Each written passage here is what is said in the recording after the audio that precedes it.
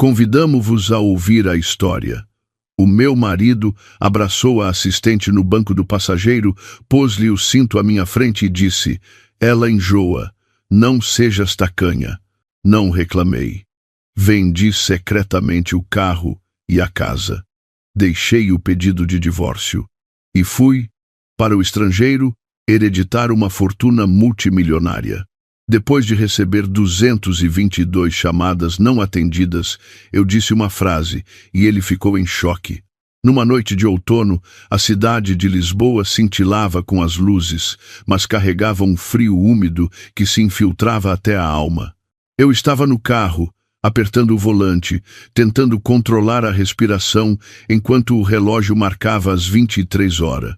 O nosso motorista particular tinha pedido dispensa de repente porque a mulher ia dar à luz, e eu, Teresa, a esposa que tinha recuado para a retaguarda há 7 anos, estava a conduzir para ir buscar o meu marido, Afonso, depois de um jantar de negócios regado a vinho. Eu estava habituada a isto, habituada às noites de espera, habituada ao cheiro forte a álcool no casaco dele sempre que regressava. Mas talvez essa familiaridade fosse o veneno que estava a matar as minhas emoções lentamente, sem que eu soubesse. Cheguei à sede da empresa dele. De longe, vi Afonso à espera sob o toldo da entrada. Vestia um fato azul carvão que eu própria tinha engomado de manhã, parecendo tão elegante e distinto como sempre. Mas ele não estava sozinho. Ao seu lado estava uma jovem, de corpo pequeno, num vestido de escritório justo, com o cabelo levemente ondulado a cair sobre os ombros. Era Sofia, a nova assistente estagiária de quem ele tinha falado algumas vezes ao jantar. Tinha a intenção de sair para o ajudar, mas a minha mão parou no ar ao testemunhar a cena. Afonso não abriu a porta do banco de trás, como de costume. Ele apressou-se a contornar o carro, abriu a porta do banco do passageiro com uma atitude de ternura estranha. Sofia sorriu, um sorriso radiante e um pouco mimado. Depois, ela entrou no carro, sentando-se no lugar que durante os últimos 7 anos eu tinha assumido ser o meu.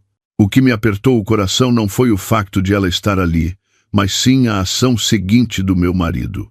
Ele inclinou-se para dentro, puxou o cinto de segurança e cuidadosamente colocou-o em Sofia.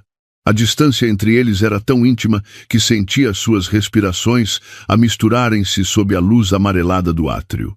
Baixei o vidro do carro, esforçando-me para manter o rosto o mais impassível possível. Os nossos olhares encontraram-se. Pensei que Sofia ficaria alarmada, ou pelo menos envergonhada, ao ver a verdadeira esposa ali. Mas não. Ela olhou para mim, o seu olhar atravessado por um lampejo de arrogância, que rapidamente se transformou numa confusão forçada. Ela levou a mão ao peito, a voz doce, mas que me soou terrivelmente estridente. "Oh, senhora Teresa, peço imensa desculpa. Foi o hábito de subir para aqui. O problema é que hoje enjoei imenso no carro, e se me sentar atrás, vomito logo. Por favor, deixe-me ficar aqui só um bocadinho, está bem? Tenho medo de sujar o seu carro ou o do Afonso." Antes que eu pudesse sequer abrir a boca, Afonso apressou-se a intervir. A sua voz estava ligeiramente irritada, como se temesse que eu fosse dificultar a vida da jovem bonita. "Anda lá. Ela está cansada e enjoada assim. Não sejas tacanha e mesquinha por causa de um lugar. Sai do carro, senta-te no banco de trás para eu conduzir. Ou se quiseres conduzir, deixa a Sofia aqui, porque se a obrigares a ir para trás a abanar e a vomitar, vai ser pior." As palavras do meu marido caíram sobre mim como um balde de água gelada no meio da noite de inverno. Mesquinha, tacanha. Como eram amargas aquelas palavras. Olhei para o homem a quem tinha dedicado toda a minha juventude para amar e zelar, e que agora se esforçava para proteger outra mulher à frente da sua esposa. Não gritei, não o repreendi, apenas abri silenciosamente a porta e saí do carro. O vento frio chicoteou-me, fazendo-me estremecer. Mas o frio não era nada comparado com a frieza no meu coração. Abri a porta do banco de trás e encolhi-me num canto escuro. Afonso sentou-se ao volante. Sofia permaneceu confortavelmente no banco do passageiro.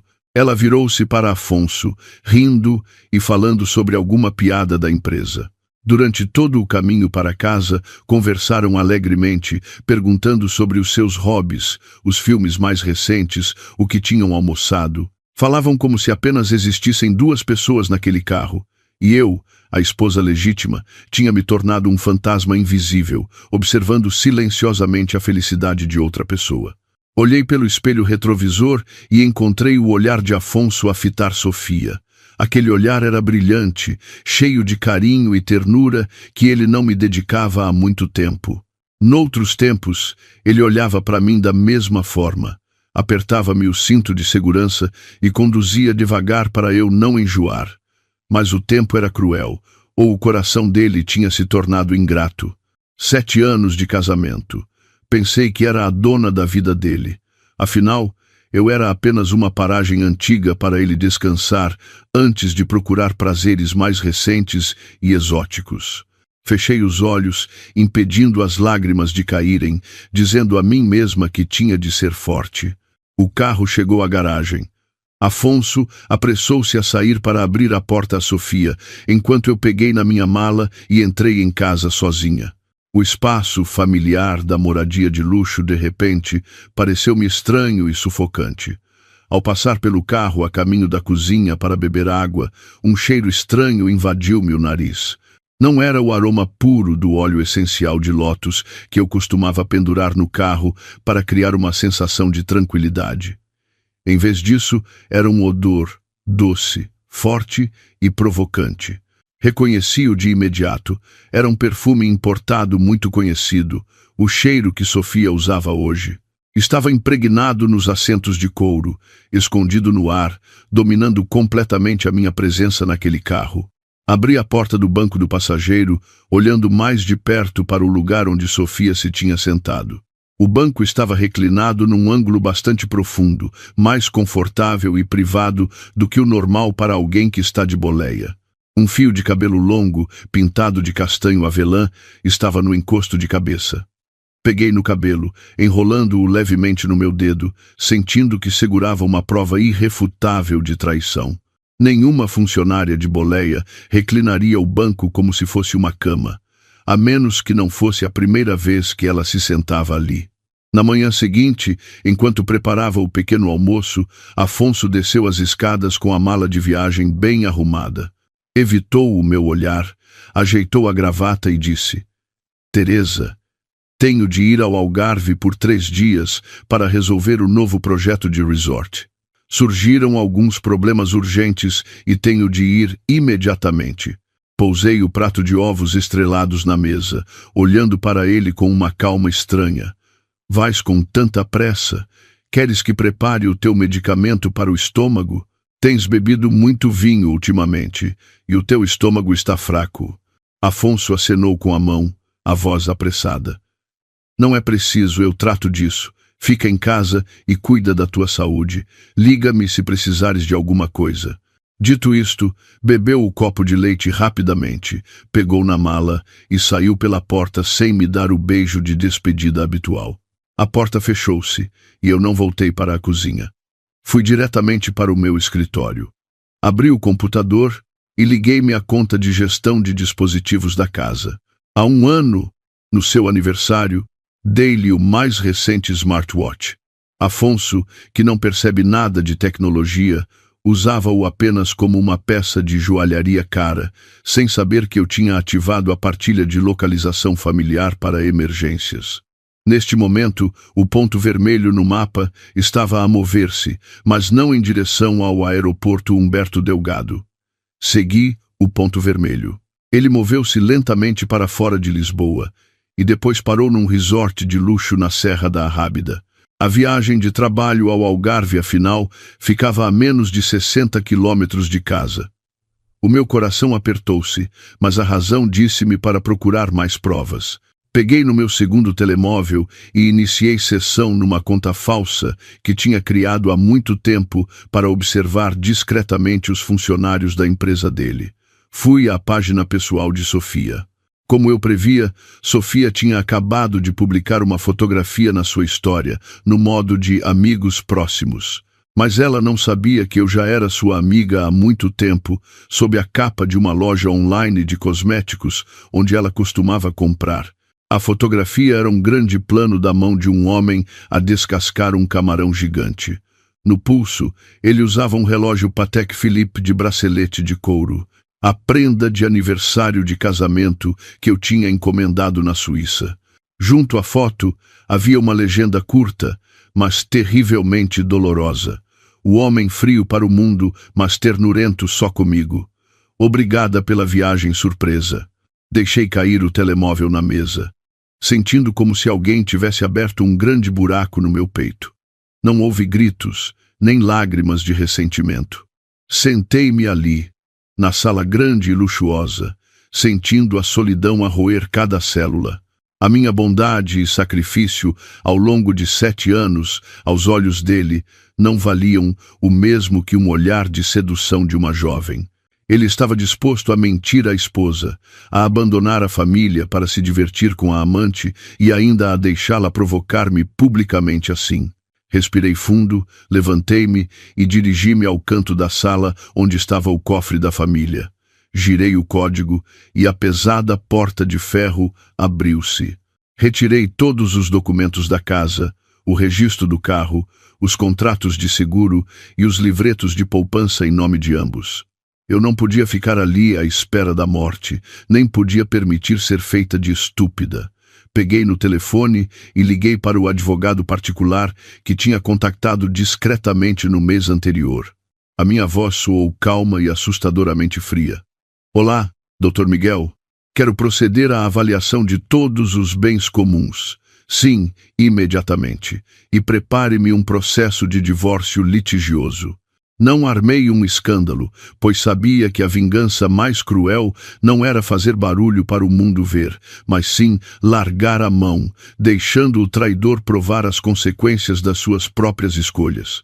Quando o amor morre, a única coisa que preciso de proteger é a minha honra e os meus bens. Afonso regressou à casa de madrugada, com um ar exausto e o cheiro a álcool dissipado, mas ainda com um travo azedo e desagradável.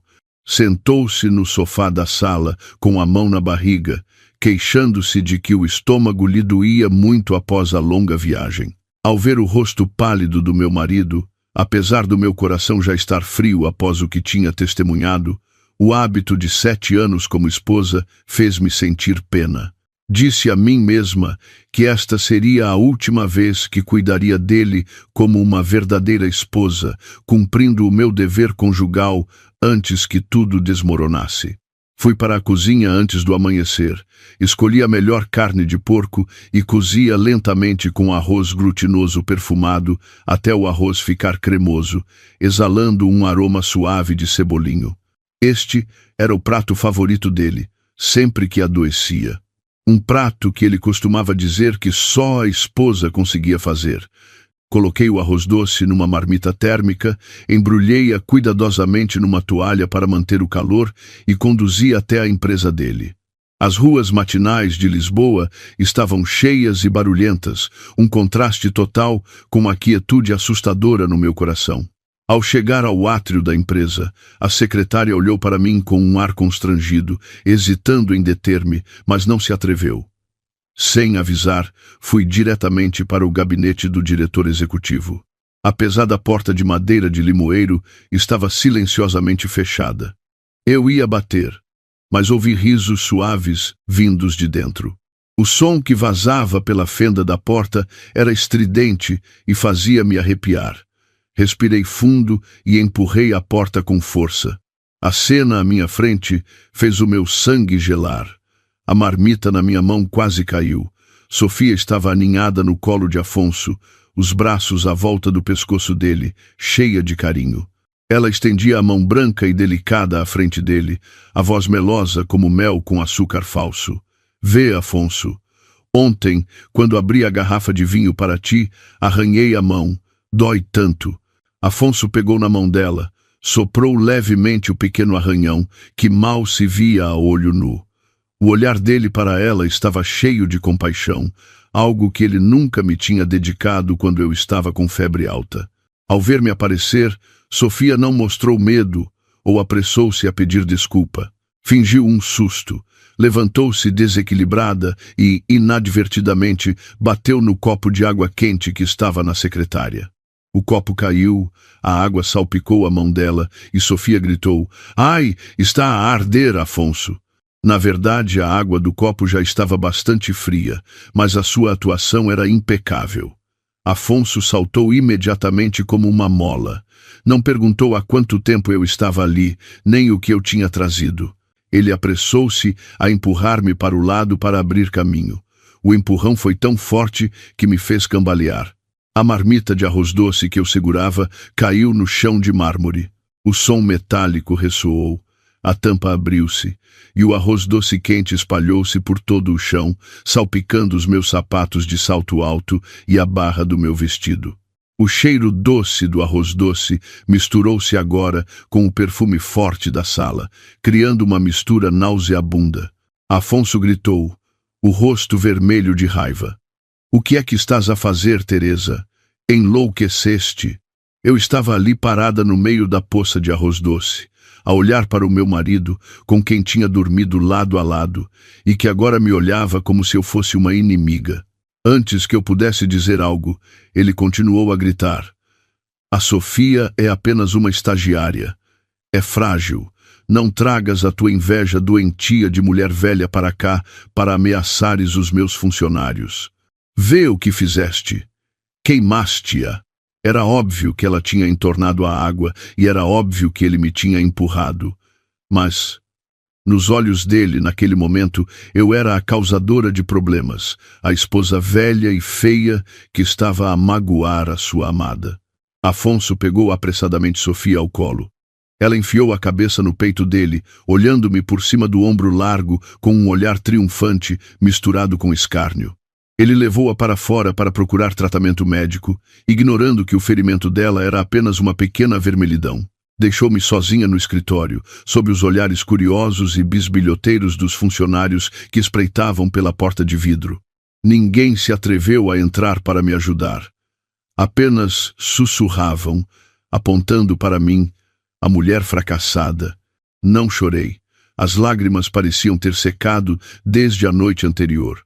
Abaixei-me para apanhar a marmita amolgada, olhando para o arroz doce espalhado no chão, sentindo que era igual ao nosso casamento de 7 anos. Uma vez derramado, não se pode recuperar. Fui até o caixote do lixo no canto e atirei a marmita lá para dentro sem hesitar. Um som seco ressoou, marcando o fim da minha última preocupação e esperança. Virei-me e saí, com as costas direitas e a cabeça erguida, embora o meu coração estivesse em ruínas como um campo de batalha. 2 dias após o incidente na empresa, recebi uma mensagem de Sofia a convidar-me para um encontro. Ela escolheu um café no átrio do edifício de escritórios, um local movimentado, talvez para mostrar o seu poder ou para garantir que eu não me atrevesse a fazer-lhe mal. Cheguei a tempo, vestindo um vestido de seda verde musgo elegante, com maquilhagem leve, mas sofisticada, exalando a aura de uma mulher adulta e autônoma. Em contraste, Sofia apareceu num vestido branco imaculado, intencionalmente maquilhada num estilo ingênuo. Olhos grandes e redondos, lábios rosados. A típica flor de estufa que os homens adoram. Sofia sentou-se à minha frente, sem a falsa humildade de antes. Cruzou os braços, os olhos revelando uma ambição e descaramento que me davam náuseas. Ela empurrou o copo de sumo de laranja para o lado e a sua voz fria e clara soou sem esconder as suas intenções. "Senhora Teresa, acho que somos pessoas inteligentes e devemos falar abertamente. O Afonso já se cansou de si. Olhe para si. Velha, gasta, só sabe cozinhar e limpar. Como pode entender a pressão dele no mercado como eu entendo?" Dei um gole no meu café preto sem açúcar. O sabor amargo espalhou-se na minha boca, tornando-me mais alerta do que nunca. Olhei para ela e sorri levemente. "Marcaste este encontro só para dizeres frases de telenovela barata? O meu tempo é precioso. Diz o que tens a dizer rapidamente." Sofia sorriu de lado, com um ar triunfante, como se tivesse a faca e o queijo na mão. Quero que peça o divórcio. Não complique mais a vida do Afonso. É patético agarrar-se a um homem que já não a ama. Diga o seu preço. Quanto quer para me ceder o lugar de mulher do diretor? 5 milhões de euros? Eu peço ao Afonso para lhe transferir imediatamente, como compensação pela sua juventude. Comecei a rir. O meu riso fez com que as pessoas nas mesas vizinhas se virassem para olhar. Pousei a chávena de café no pires, olhei diretamente nos olhos de Sofia. A minha voz era calma, mas cheia de autoridade. Pensas que o Afonso tem assim tanto dinheiro vivo? Minha querida, ou és demasiado ingênua, ou finges ser estúpida. Os bens do Afonso, desde o carro em que te sentaste, a casa onde ele vive, até as ações da empresa, são todos bens comuns do nosso casamento. E eu, que detenho todos os documentos legais e o controle financeiro, sou quem decide quanto dinheiro ele tem. Inclinei-me para a frente, baixando a voz, mas cada palavra era afiada como uma faca. 50 milhões de euros. O meu contrato de design e o lucro dos meus investimentos nos últimos 7 anos valem 10 vezes o valor que acabaste de dizer. Estás a tentar usar o dinheiro do meu marido para comprar o meu lugar de esposa? Sabes que, se nos divorciarmos agora, o Afonso sairá de mãos vazias e ainda por cima com uma dívida colossal por quebra de contrato matrimonial? Nessa altura, ainda vais querer esse título vazio de mulher do diretor? O rosto de Sofia empalideceu, passando de rosado a branco e depois a vermelho de raiva. Ela não esperava que eu estivesse tão a par da situação financeira e fosse tão inflexível. A sua confiança e ilusão de poder foram desmascaradas sem piedade. Sofia ficou envergonhada e explodiu em raiva. Levantou-se de repente, pegou no copo de sumo de laranja na mesa, pronta para o atirar à minha cara. Mas eu já estava prevenida. Fui mais rápida, peguei no meu copo de água e atirei-o diretamente para o rosto dela. A água fria salpicou, fazendo com que a espessa camada de maquilhagem de Sofia ficasse borrada. O rímel escorreu-lhe pelas bochechas, deixando-a com um aspecto patético. Ela gritou. Levantei-me. Peguei na minha mala e disse friamente: já estás sóbria? Se queres ser a amante, tens de ter pelo menos um pouco de inteligência. Não te deixes ridicularizar. Da próxima vez que quiseres encontrar-te comigo, traz o teu advogado, não a tua cara deslavada. Não te vou atender. Virei-me e saí, deixando Sofia a bater o pé, a gritar em vão, no meio dos sussurros e olhares curiosos de todos. Saí do café. O sol do meio-dia era ofuscante, mas eu não sentia calor, apenas um alívio leve no meu coração. No final de semana, a minha sogra Isabel ligou-me logo de manhã. A voz dela era alta e exigente. Queria que eu e o Afonso fôssemos à moradia da família em Sintra para um almoço de homenagem à bisavó. Ela enfatizou que era uma ocasião importante, com a presença de todos os parentes, e que não podíamos faltar. Aceitei, mas com o coração pesado, sabendo que estava prestes a enfrentar mais um ato de teatro familiar hipócrita. Virei-me para o Afonso, mas ele estava colado ao telemóvel, os dedos a deslizar rapidamente no ecrã, sorrindo discretamente. Quando lhe falei em ir a Sintra, ele franziu a testa, o desconforto visível no seu rosto. Vai tu sozinha. A empresa tem uma reunião de acionistas de emergência hoje. É muito importante, não posso faltar. Diz à minha mãe que estou ocupado a ganhar dinheiro para a família. Não é para ir passear. Olhei para ele, sabendo que estava a mentir. Não havia reunião de acionistas ao domingo, mas sim um encontro com a amante. Mas não o desmascarei. Apenas acenei em silêncio, troquei de roupa e conduzi sozinha. A casa ancestral da família, perto de Sintra, era imponente e grandiosa. Ao entrar no pátio, vi que os carros bloqueavam a passagem. A minha sogra Isabel, vestida com um casaco de veludo vermelho e com o seu colar de pérolas brilhante, estava a orientar os empregados a servir a festa. Ao ver-me sozinha, o sorriso dela desapareceu. puxou-me para um canto, a voz áspera. Onde está o Afonso? Por que vieste sozinha? Os teus tios e primos estão todos aqui. Como é que eu fico? Pousei calmamente o cesto de frutas na mesa. Olhei diretamente nos olhos de Isabel, a minha voz suave, mas cheia de insinuações. Ele disse que tinha uma reunião de emergência, mãe, mas acho que ele está ocupado com algo mais importante. Dito isto, peguei no telemóvel e mostrei a fotografia que a Sofia tinha publicado, com check-in há 15 minutos. Na foto, o Afonso estava carregado de sacos de marcas de luxo, sorrindo alegremente ao lado da Sofia, num centro comercial movimentado. A legenda dela era curta, mas provocadora. A ser mimada por ele, a comprar o mundo para mim. Isabel olhou para o ecrã do telemóvel, o seu semblante mudando repetidamente, de surpresa a raiva e, finalmente, a uma resignação difícil de entender. Pensei que ela ligaria a repreender o filho, ou, pelo menos, mostraria alguma simpatia pela nora. Mas não. Ela devolveu-me o telemóvel, suspirou e proferiu um sermão. Ah, os homens são assim, Teresa. Todos eles têm os seus momentos de aventura. Ele está a trabalhar muito e precisa de um pouco de diversão para aliviar o estresse. Como esposa, tens de ser paciente. Fecha os olhos e vive para teres uma vida familiar tranquila. Não exponhas a vida dele aos outros. O escândalo dele é a tua vergonha. As palavras da minha sogra foram como sal nas minhas feridas. Afinal, aos olhos dela, a traição do filho era alívio do estresse, e a dor da nora era apenas mesquinhez que precisava de ser escondida. Ela protegia cegamente o filho, desrespeitando os meus sentimentos. Olhei para ela, a mulher que eu tinha respeitado e chamado de mãe durante 7 anos. Agora, ela parecia-me tão estranha e cruel.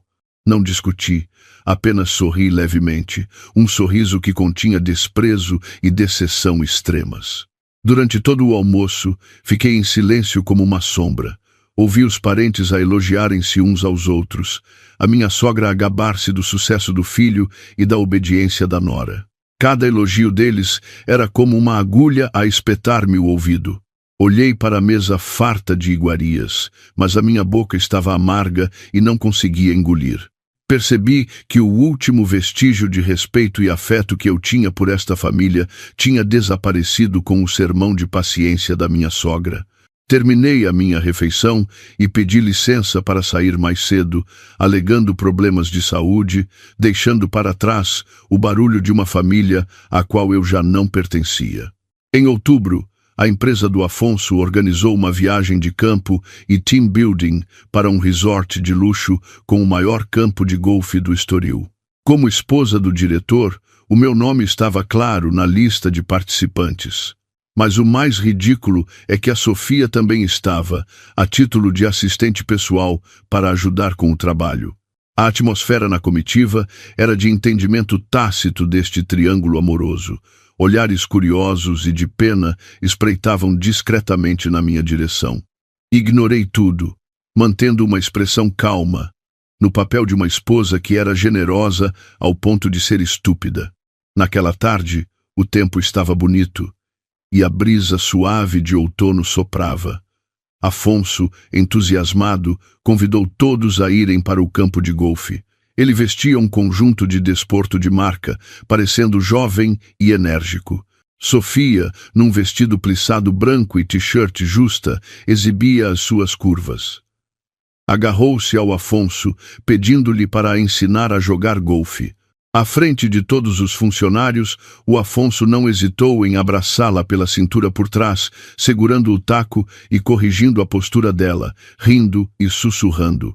Eles trocavam carinhos abertamente, como se eu não existisse, como se a moralidade fosse um luxo desnecessário ali. Quando chegou a hora de se deslocarem para o próximo buraco, tivemos de ir num carrinho de golfe. O carrinho de 4 lugares era pequeno. O Afonso conduzia, e a Sofia insistiu em sentar-se no banco do passageiro ao lado dele para perguntar sobre a técnica. Eu sentei-me silenciosamente no banco de trás, ao lado de um jovem funcionário que parecia constrangido. O caminho no campo de golfe era sinuoso, com algumas descidas íngremes e escorregadias devido à chuva da noite anterior. Enquanto o carro descia uma longa encosta, o Afonso, aparentemente absorvido pela conversa com a Sofia, não estava a prestar atenção à estrada.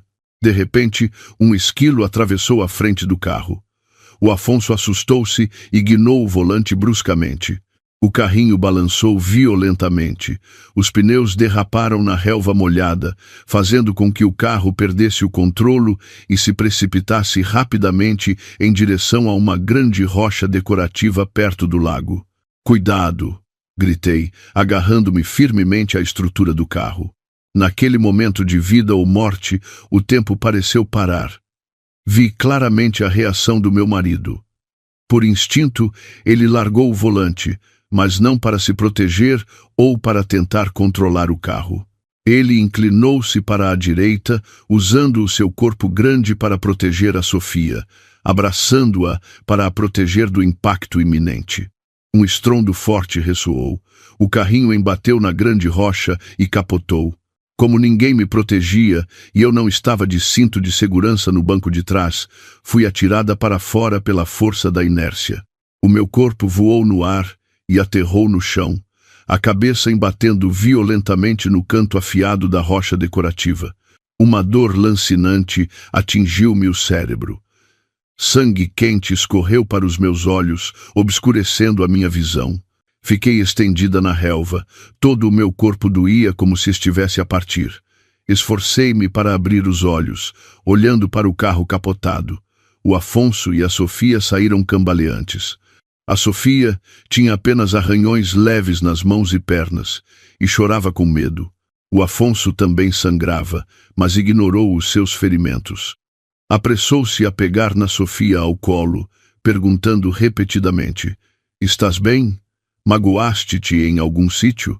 Ele levou-a a correr em direção ao edifício administrativo para procurar ajuda, os seus passos apressados e rápidos. Nem uma única vez ele olhou para mim, a esposa, que estava inerte numa poça de sangue a pouca distância. A última imagem que vi, antes de a escuridão me envolver, foi as costas largas do meu marido a proteger outra mulher, abandonando-me sozinha entre a vida e a morte. O meu coração, naquele momento, partiu-se de verdade, doendo 1000 vezes mais do que a ferida na minha pele. Acordei num espaço branco, com um cheiro forte e distinto a desinfetante de hospital, um cheiro que faz as pessoas sentirem-se solitárias e frias até aos ossos. A dor lancinante da ferida na testa refletia-se, obrigando-me a franzir o sobrolho e a tocar na espessa camada de gaze. Tentei lembrar-me do que tinha acontecido. Quando a memória me invadiu como um filme em câmara lenta, as lágrimas escorreram automaticamente, quentes e salgadas. A imagem do Afonso a abraçar a Sofia e a abandonar-me, a ser atirada para fora do carro e a bater com a cabeça na rocha, repetia-se na minha cabeça como um pesadelo sem fim. A porta do quarto abriu-se suavemente. Uma jovem enfermeira entrou para mudar o soro. Ao ver que eu estava acordada, olhou para mim com pena e alguma compaixão. A sua voz era suave, mas perfurou a minha dor. "Acordou, senhora? Esteve em coma durante 3 dias. Mas o seu marido onde está? Desde que deu entrada, só a vejo sozinha. Ninguém a veio visitar ou cuidar de si. 3 dias. Eu estive aqui, inconsciente entre a vida e a morte, durante 3 dias inteiros. Onde estava o marido que eu tanto amava durante esses 3 dias? Provavelmente estava ocupado a cuidar dos pequenos arranhões na mão da amante, ocupado a consolá-la após o choque emocional, ocupado a ser o herói que protegia a jovem. E eu, a esposa legítima, estava aqui sozinha, com a minha vida entregue a médicos e enfermeiras estranhos. Sorri amargamente, abanando a cabeça para a enfermeira. "O meu marido está muito ocupado com o trabalho. Obrigada por cuidar de mim." A enfermeira suspirou, não disse mais nada, trocou o medicamento em silêncio e saiu. Levantei-me e fui à casa de banho. No espelho estava uma mulher abatida, com o rosto pálido e sem vida. Tirei suavemente a gaze, revelando uma cicatriz de cerca de 7 centímetros, que se estendia desde a linha do cabelo até perto da sobrancelha.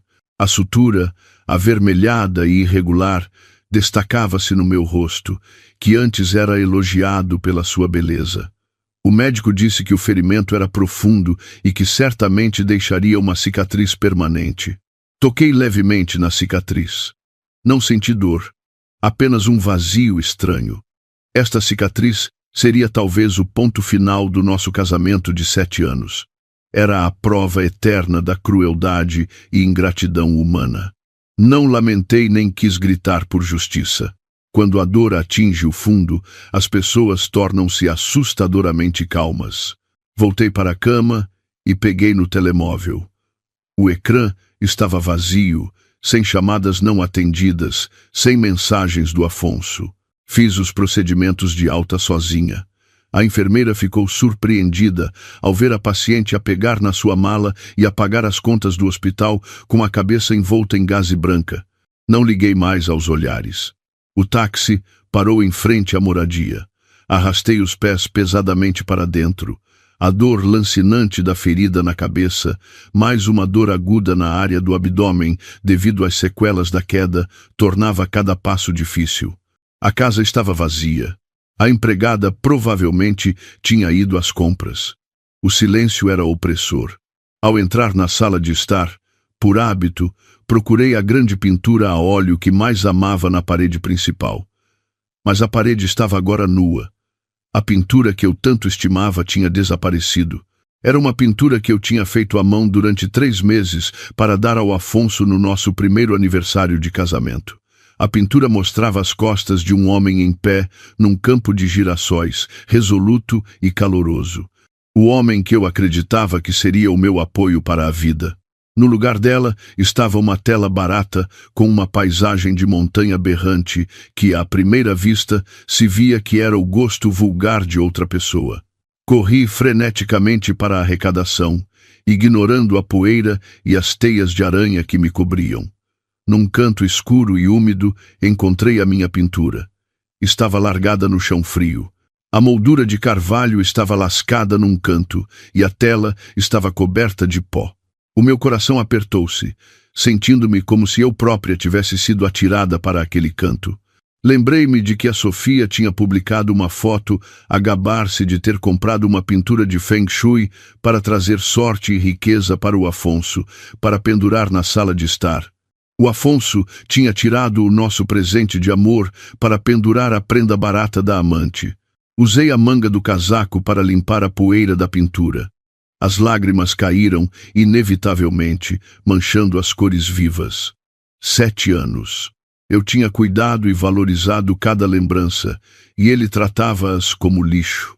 Levantei-me, levei a pintura para fora e liguei para o gerente da exposição de arte de caridade que eu conhecia. A minha voz estava rouca, mas firme.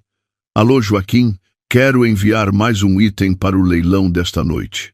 Sim, é a pintura. O amado, o preço de partida, o que decidires.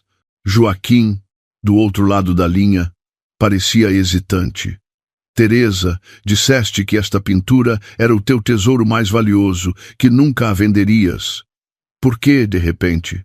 Interrompi-o, a minha voz tão fria que até a mim me parecia estranha. O objeto está lá, mas o coração da pessoa mudou. Para que mantê-lo a ocupar espaço, Joaquim? Vende-o pelo valor que puderes. É melhor do que deixá-lo a apodrecer na arrecadação. Desliguei. Olhei para a pintura pela última vez e entreguei-a ao estafeta que tinha acabado de chegar. A carrinha arrancou, levando consigo o meu amor. Voltei para casa, olhei para a pintura berrante na parede e sorri de escárnio. Afonso, quiseste apagar a minha sombra para a substituir por ela? Então, eu vou ajudar-te a concretizar o teu desejo. Vou apagar tudo, para que, quando voltares, percebas que tudo é apenas vaidade. Naquela noite, o Afonso voltou para casa mais cedo do que o habitual. Entrou no quarto de dormir, ainda com o fato de escritório. Mas o cheiro a perfume de mulher e a fumo de tabaco que se tinha impregnado nas suas roupas deu-me náuseas. Ao ver-me sentada na cama com a cabeça envolta em gaze branca, ele parou um pouco. Um lampejo de constrangimento atravessou os seus olhos, mas rapidamente foi substituído pela indiferença habitual. Ele aproximou-se da cama, estendendo a mão para me tocar no ombro, a voz vazia. Voltastes? Como está a ferida? Eu estava em pânico naquele dia. A Sofia estava a queixar-se de dores, e eu levei-a primeiro para o hospital. Quando voltei, disseram-me que tinhas ido para a clínica. Tu sabes como eu sou preocupado. Ela é delicada, tem medo de complicações. Seria incômodo. A sua desculpa desajeitada e irresponsável repugnou-me. Inclinei-me para evitar o seu toque e respondi friamente. Eu não morri. Não precisas de fingir que és um marido preocupado. Esta ferida é apenas superficial. Não se compara ao arranhão da tua amada amante. Afonso franziu o sobrolho, o rosto irritado. Estás a começar com a tua inveja outra vez. Já te disse que entre mim e a Sofia só há uma relação de colegas. Eu vejo-a como uma irmã. Não imagines coisas para te cansares. Dito isto, tirou o casaco e atirou-o para uma cadeira, subiu para a cama ao meu lado e estendeu os braços para me abraçar, como se quisesse compensar ou simplesmente satisfazer as suas necessidades. O cheiro do corpo dele misturado com o perfume barato de Sofia invadiu-me o nariz. A memória do abraço que ele deu a Sofia no momento do acidente invadiu-me, fazendo-me sentir náuseas. Usei toda a minha força para o empurrar, a minha voz firme. Larga-me, não me toques. Estou cansada, quero descansar.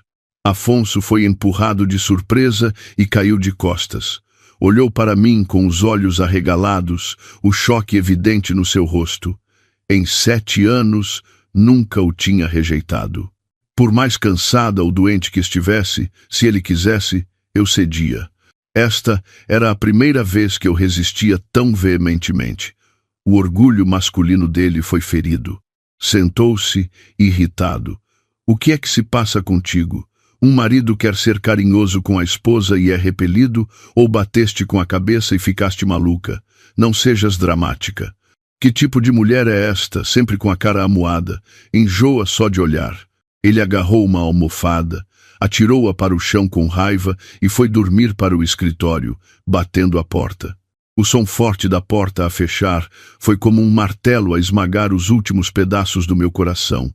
Deitei-me encolhida na cama grande, as lágrimas a escorrer silenciosamente, a molhar a almofada. Chorei, não porque o meu marido me tinha repreendido, mas por pena de mim mesma. O leilão de caridade da Comunidade Empresarial de Lisboa foi realizado num hotel de 5 estrelas. Lustres de cristal cintilavam, música suave tocava, e vestidos de noite caros deslizavam, envoltos em perfumes luxuosos. Eu compareci como designer e também como esposa do diretor de uma conceituada empresa de construção. Escolhi um vestido de veludo preto, que abraçava o meu corpo, realçando a minha pele clara e a minha beleza misteriosa e madura. A cicatriz na testa estava habilmente escondida por uma mecha de cabelo ondulado, mas a dor no meu coração não podia ser disfarçada por maquilhagem. Mal me sentei à mesa. O Afonso entrou, mas não veio sozinho, nem se dirigiu a mim. Ele vinha de mãos dadas com a Sofia.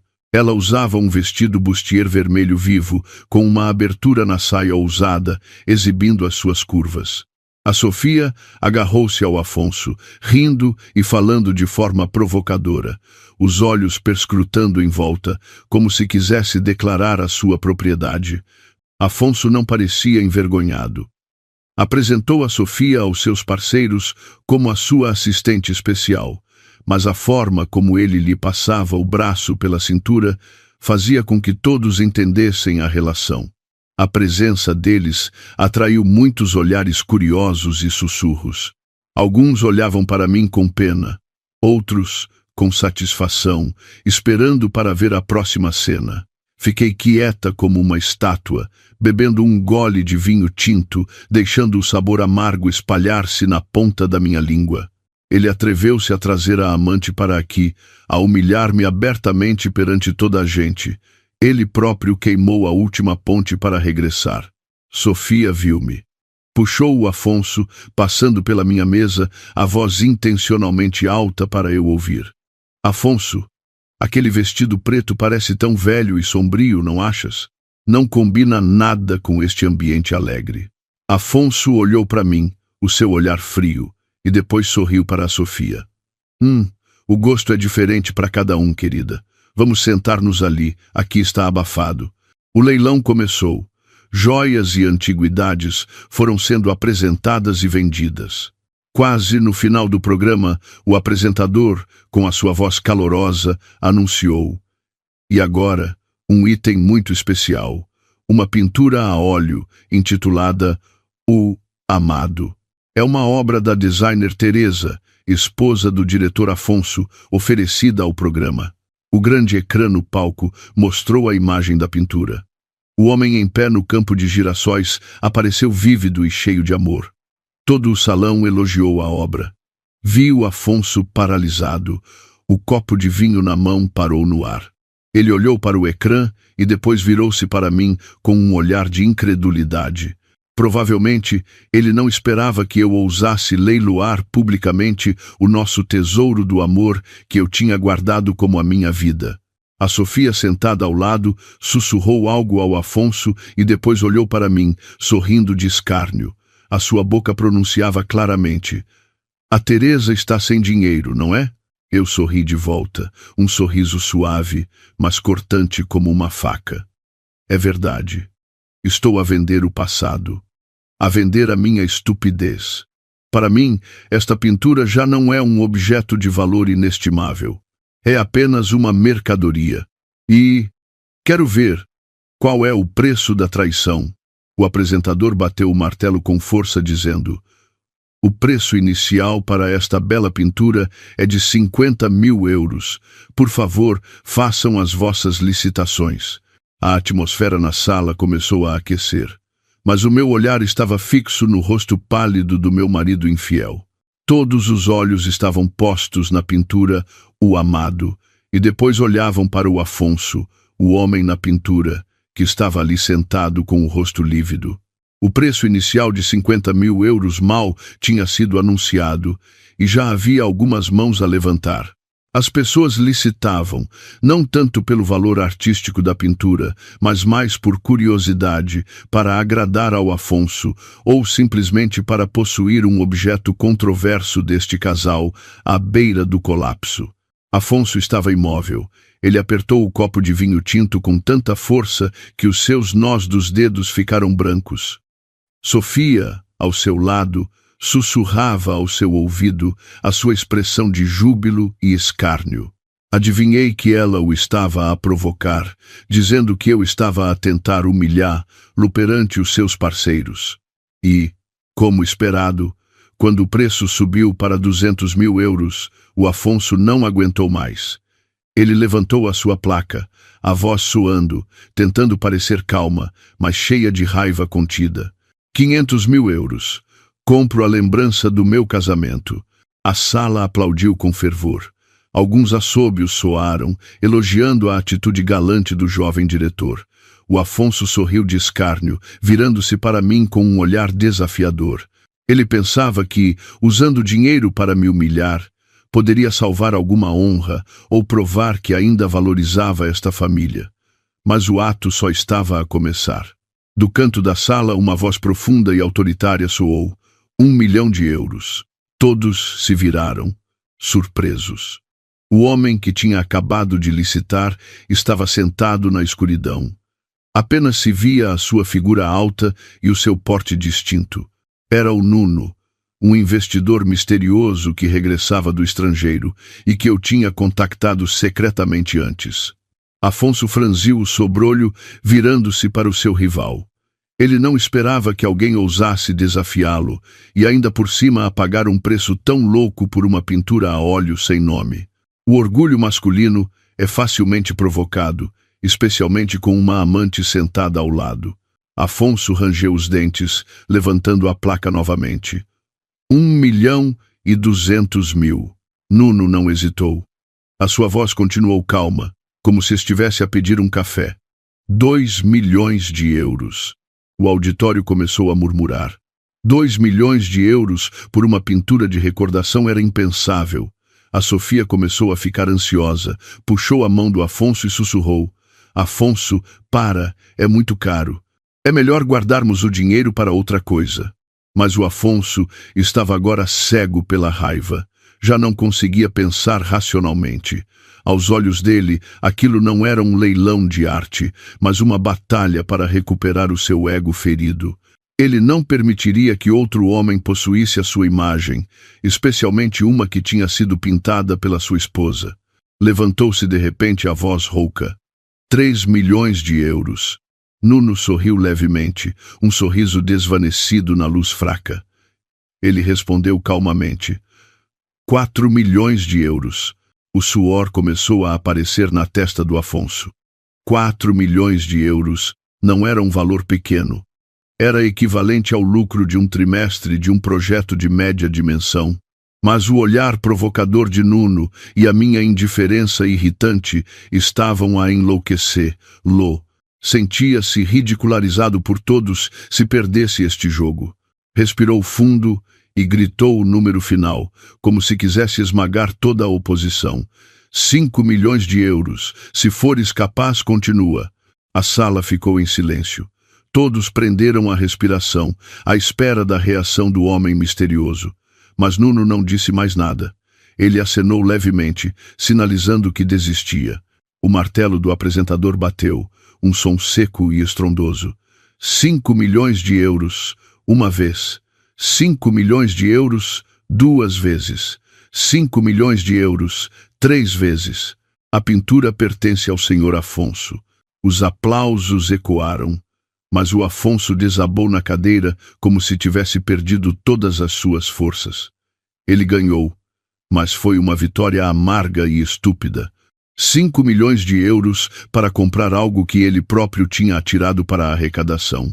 Olhei para o Afonso e depois para a Sofia, cujo rosto estava crispado de tristeza por causa do dinheiro perdido. Um sentimento de escárnio amargo subiu ao meu coração.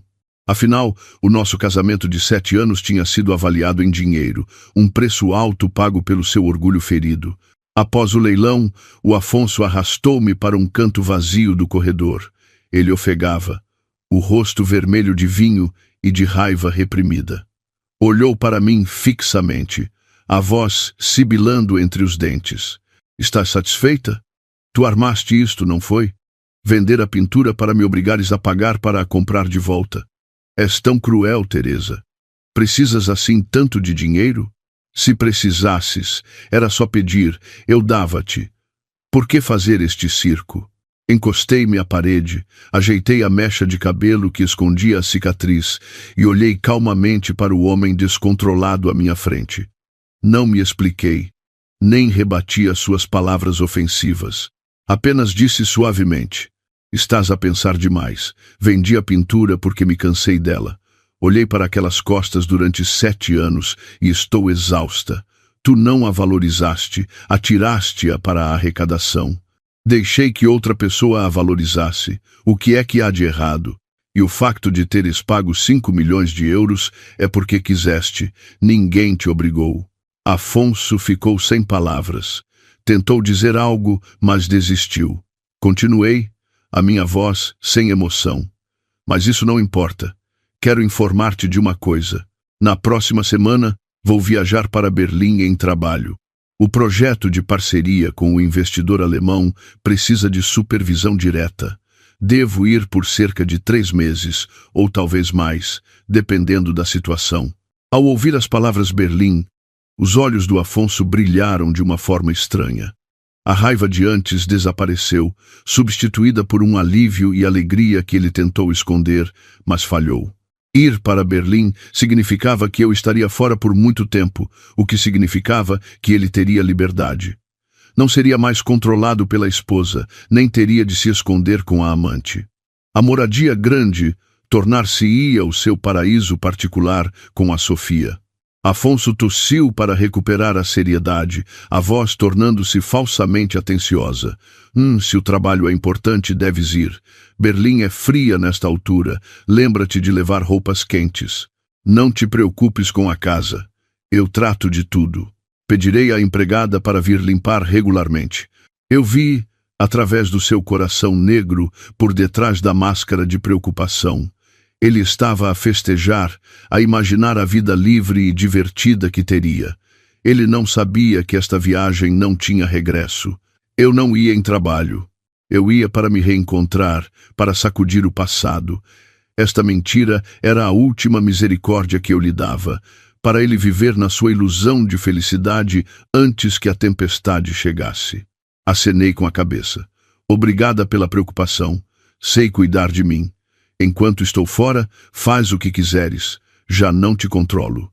Mas lembra-te de cuidar da tua saúde. Não deixes que o trabalho te consuma. Enfatizei as palavras trabalho com um sorriso de escárnio. Afonso desviou o olhar, sentindo-se envergonhado. Ele virou-se apressadamente, dizendo que tinha de entreter os clientes, mas eu sabia que ele estava ansioso por dar as boas notícias a Sofia. Ao ver as suas costas desaparecerem pela porta, senti uma libertação suave a infiltrar-se no meu coração. O último laço estava quebrado. Eu estava pronta para levantar voo. Os últimos dias na moradia, dediquei-me à limpeza. Não a limpar o pó, mas a limpar as memórias que tinham criado raízes em cada canto daquela casa. A casa grande, que tinha sido o nosso orgulho quando casamos, parecia agora vazia e fria. Cada objeto, cada parede, carregava lembranças, promessas doces, que agora recordadas só me deixavam um sabor amargo na língua. Comecei pelo quarto. Abri o armário e tirei as camisolas iguais que usávamos nas viagens. A azul, que usamos no Porto no nosso primeiro ano. A branca, que usamos na Madeira no nosso 3º aniversário de casamento. Não as dobrei. Peguei numa tesoura afiada e cortei-as em pedaços. O som da tesoura a cortar o tecido ecoava no silêncio, soando como um coração a rasgar. Cortei o passado em pedaços. Cortei as ilusões de um amor eterno. Os pedaços de tecido caíram no chão como confetes de um casamento desfeito. A seguir, os álbuns de fotos. Folheei cada página, olhando para os rostos radiantes do Afonso e de mim no passado. Éramos pobres, andávamos numa mota velha, comíamos em bancas de rua, mas os nossos olhos estavam cheios de felicidade. Agora, com mansão, carros de luxo e dinheiro, o coração dele tinha mudado. Retirei cada foto e queimei-a na lareira falsa da sala. As chamas subiram, lambendo os nossos sorrisos, transformando tudo em cinzas.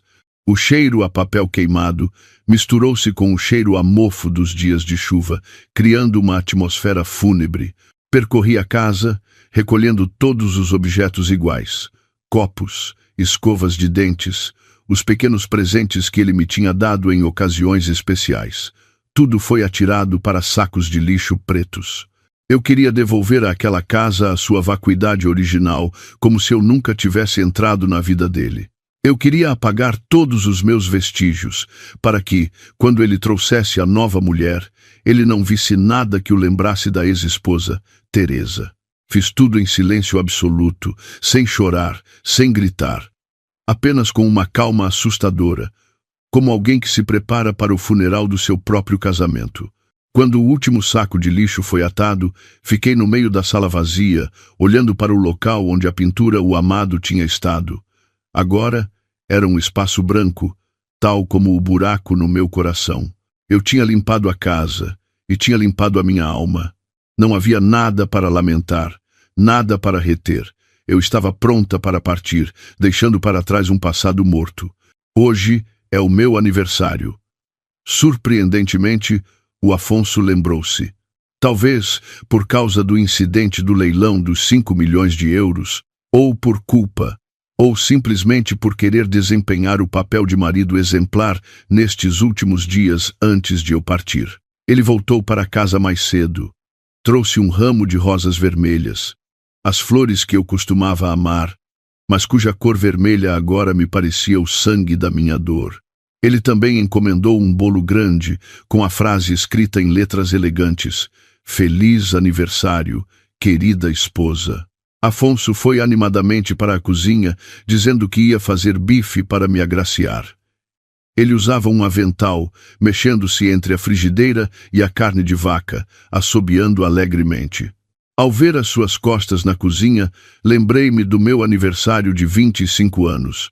Nessa altura, vivíamos numa casa alugada e apertada.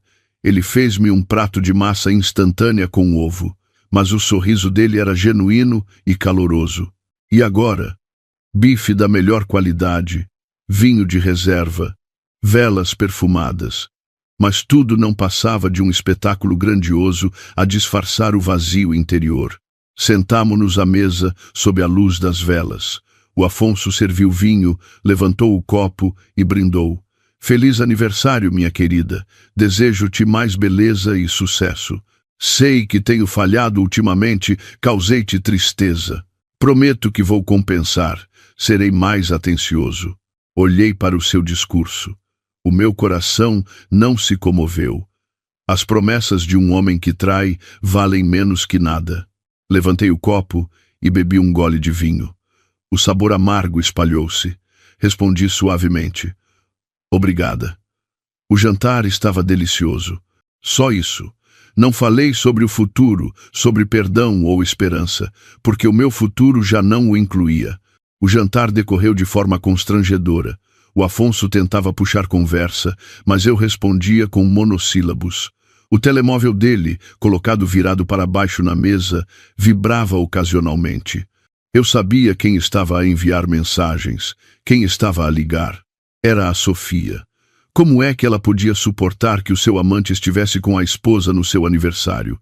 Ela certamente tentaria estragar o momento. Olhei para o telemóvel a vibrar como uma bomba relógio e depois para o Afonso. Ele começou a ficar inquieto. Os seus olhos espreitavam o telemóvel furtivamente e a sua testa estava suada. Ele debatia-se entre continuar a fazer o papel de bom marido ou ceder ao chamamento da amante. Eu sorri, um sorriso amargo. Sabia que este ato estava prestes a terminar. Fiquei sentada, à espera do momento em que ele próprio rasgasse a sua última máscara, para que eu pudesse levantar-me e partir sem olhar para trás. Tal como previ, o telemóvel do Afonso vibrou violentamente na mesa, quebrando a atmosfera forçada que ele tentava construir. O ruído irritante na mesa de madeira era estridente como unhas a arranhar um quadro.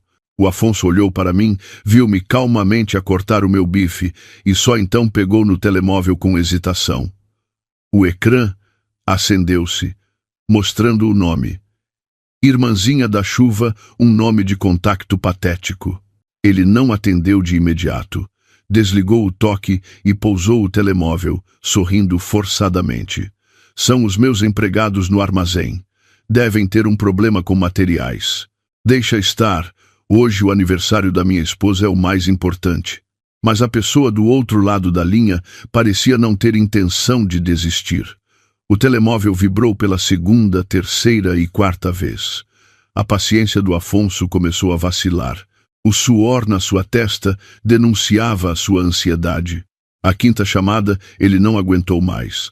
Levantou-se apressadamente e saiu para a varanda para atender. A porta de vidro fechou-se, mas eu ainda ouvia vagamente a voz dele a sussurrar, a tentar acalmar. Eu sei, não tenhas medo. Está bem, já vou ter contigo. Ele voltou para a mesa, o rosto cheio de embaraço e remorso, uma expressão que eu já estava farta de ver. Ele gaguejou. Teresa, lamento. Houve um corte de energia repentino no armazém de materiais no Seixal.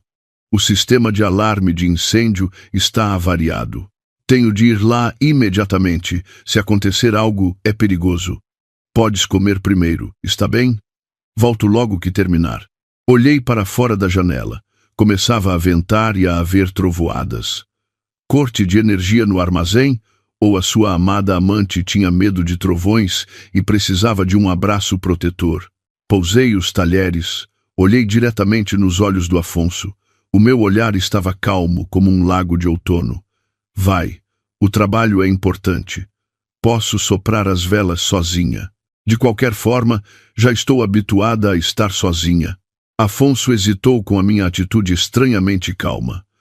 Talvez ele esperasse um acesso de raiva ou de queixa para ter uma desculpa para se zangar e ir embora com menos remorso. Mas a minha falsa complacência deixou-o ainda mais confuso. Ele beijou a minha testa apressadamente, um beijo vazio, pegou no casaco e nas chaves do carro e saiu de casa como um fugitivo. A porta fechou-se, deixando-me sozinha na sala grande. As velas no bolo ainda ardiam, a cera a escorrer, vermelha como sangue. Sentei-me ali, a olhar para as chamas bruxuleantes, ouvindo a chuva a cair no telhado. Afinal, no meu aniversário, o dia em que nasci, o homem que eu chamava de marido escolheu estar com outra mulher, apenas porque ela tinha medo da escuridão.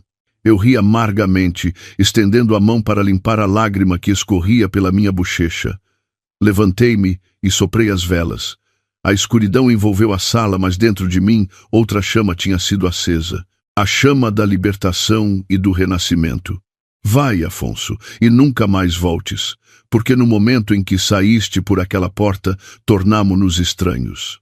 O som do motor do carro do Afonso desapareceu na chuva. Só então comecei a agir. Não comi um pedaço de bolo, nem limpei a mesa. Deixei tudo ali, como uma prova do fracasso deste casamento. Subi para o quarto, tirei a mala de viagem, que já estava preparada, do armário.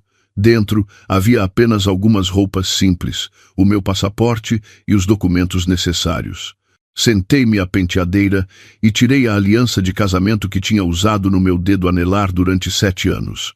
O anel simples de ouro branco, ao ser retirado, deixou uma marca branca no meu dedo. A sensação de vazio no dedo fez o meu coração falhar uma batida, mas a razão rapidamente me trouxe de volta à realidade. Coloquei o anel na mesa, ao lado do pedido de divórcio. Eu já tinha assinado o meu nome. A minha assinatura era firme, sem o menor tremor, mostrando a minha determinação absoluta. Tirei um cartão bancário preto da minha carteira. Nele estavam exatamente 5 milhões de euros, o dinheiro que obtive no leilão da pintura, o amado que o Afonso tinha comprado por orgulho, mais todas as minhas poupanças pessoais e o meu dote. Deixei o cartão ao lado do pedido de divórcio, juntamente com um pequeno pedaço de papel com poucas palavras. Devolvo-te tudo. O dinheiro da pintura, o anel de casamento e a liberdade que sempre desejaste. A palavra passe do cartão é o nosso aniversário de casamento. Espero que ainda te lembres. Olhei para o quarto pela última vez. A cama de casal estava vazia e fria. A foto do casamento na parede ainda sorria, mas parecia tão falsa. Puxei a mala para fora do quarto. O som das rodinhas a rolarem no chão de madeira ecoava como o estilhaçar de memórias. Não usei o elevador, mas sim as escadas, passo a passo, como se quisesse gravar esta dor pela última vez e depois abandoná-la para sempre. Ao sair pela porta, a chuva ainda caía torrencialmente. Eu tinha pedido um táxi por aplicação. O motorista, ao ver-me com a mala na noite chuvosa, perguntou-me preocupado: "Vai para o aeroporto a esta hora, senhora? É perigoso ir pela estrada com esta chuva forte." Sorri, o sorriso mais aliviado que tinha dado em muito tempo. "Não faz mal, senhor. A chuva forte vai parar. O importante é que tenho de ir para encontrar o sol." O carro acelerou na chuva, deixando para trás a moradia luxuosa, mas fria. Recostei a cabeça no assento, peguei no telemóvel, tirei o cartão SIM e partiu ao meio, atirando-o pela janela do carro. A partir deste momento, a Teresa do passado, a esposa resignada e paciente, estava morta. Eu estava a caminho do aeroporto Humberto Delgado para apanhar o voo noturno para Berlim, onde uma nova vida, um novo horizonte me esperavam. Na manhã seguinte, após uma noite de paixão na casa particular da Sofia, o Afonso levou-a para tomar o pequeno almoço e depois para a empresa. Talvez por ter ficado acordado até tarde na noite anterior, ou por estar distraído com a amante no carro, a concentração do Afonso foi afetada. O seu carro de luxo circulava na segunda circular quando, de repente, encontrou um obstáculo. Um caminhão que transportava materiais de construção à sua frente travou bruscamente para evitar um motociclista que atravessava a estrada de forma imprudente. O Afonso assustou-se, mas a distância era muito curta. Por reflexo, ele guinou o volante para a esquerda para evitar a colisão frontal. Mas, infelizmente, a faixa da esquerda também estava ocupada por um carro que se aproximava. No piscar de olhos entre a vida e a morte, o instinto do Afonso para proteger a amante mais uma vez superou o seu instinto de sobrevivência. Em vez de manter o volante reto ou guinar para que o banco do condutor ficasse o mais seguro possível, ele guinou para que a parte lateral do banco do passageiro, onde a Sofia estava sentada, se afastasse da traseira do caminhão. Este movimento fez com que a frente do carro, no lado do condutor, embatesse no separador central e fosse depois atingida com força por um caminhão-cisterna que vinha atrás, resultando num terrível acidente em cadeia. O carro ficou destruído. Os airbags dispararam, mas o para-brisas estilhaçou-se e os pedaços de vidro afiado cravaram-se no corpo do condutor. O Afonso ficou preso na cabine amassada, com sangue a escorrer da cabeça e do peito, a molhar a sua camisa branca. Entretanto, a Sofia, sentada no banco do passageiro, graças à manobra suicida do Afonso e ao sistema de segurança do carro caro, sofreu apenas ferimentos leves e estava em choque. Quando os civis e as equipas de resgate abriram a porta do carro para os tirar, o Afonso estava inconsciente. Mas as suas mãos ainda estavam na posição de se inclinar para a direita, como se quisesse proteger a Sofia. Sofia chorava histericamente, o seu rosto bonito borrado de lágrimas e maquilhagem. Em pânico, pegou no telemóvel do Afonso que tinha caído no chão do carro. O ecrã estava rachado, mas ainda funcionava. Ela tremia ao ligar para a única pessoa em quem pensava naquele momento. Era eu.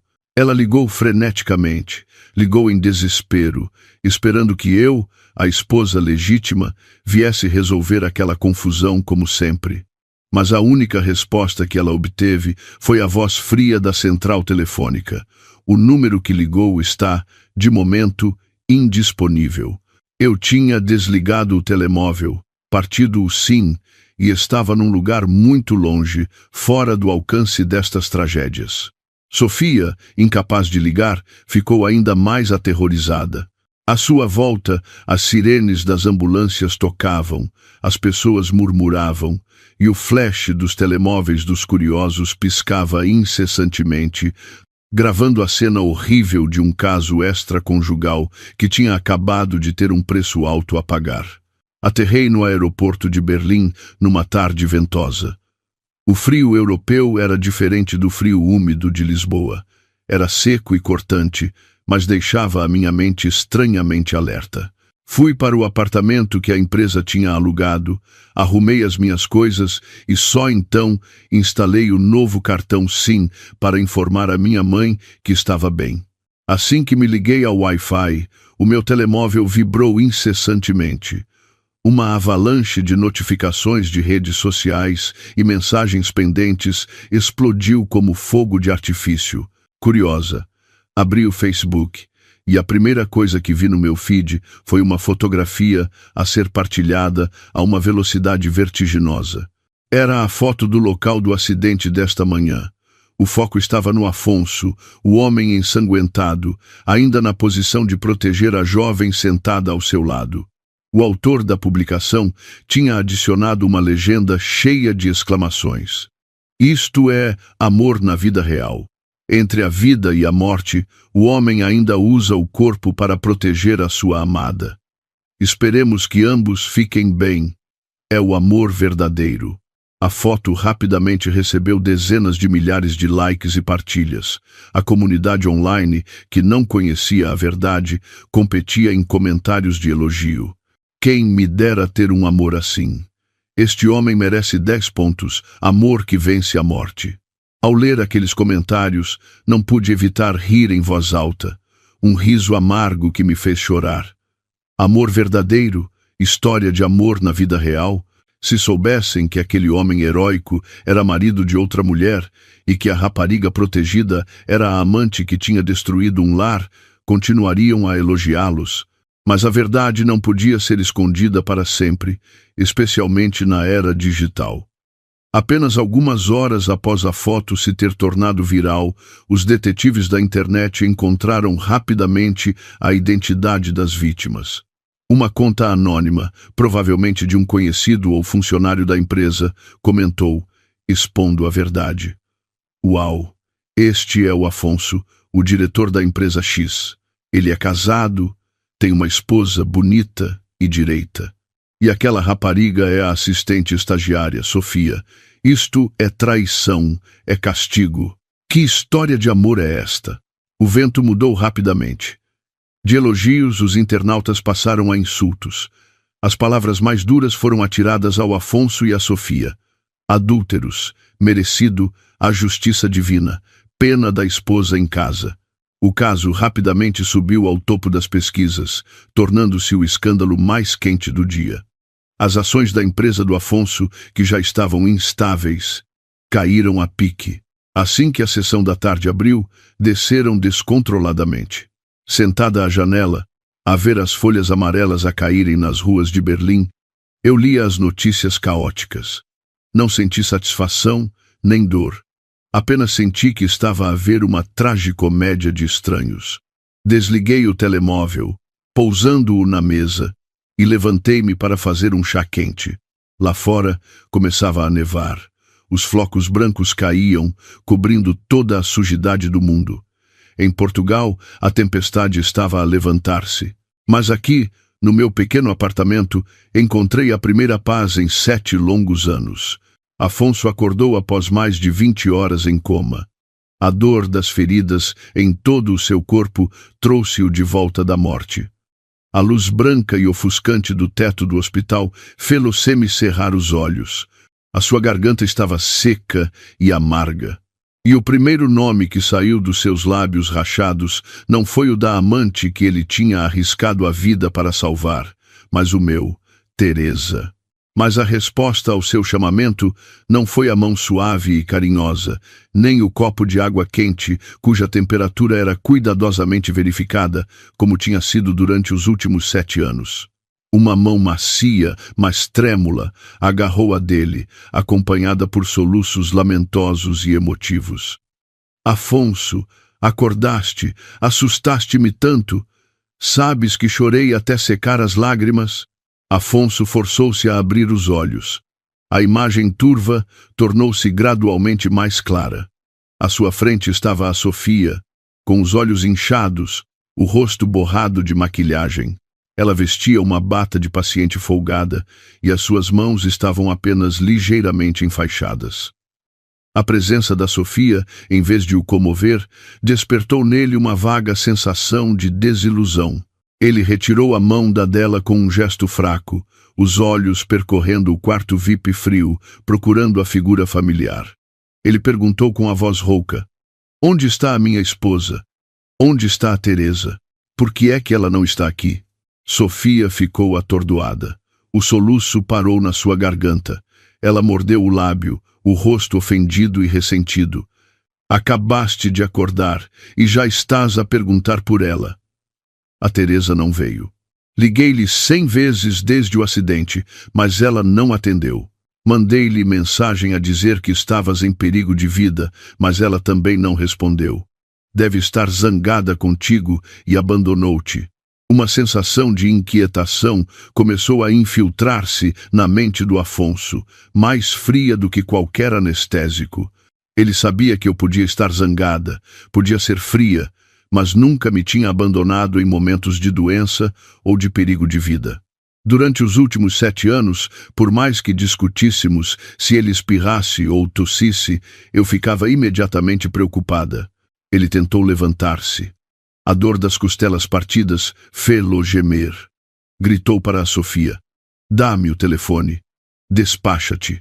Sofia, a tremer, deu-lhe o telemóvel com o ecrã rachado. O Afonso, com o dedo manchado de sangue seco, ligou para o meu número.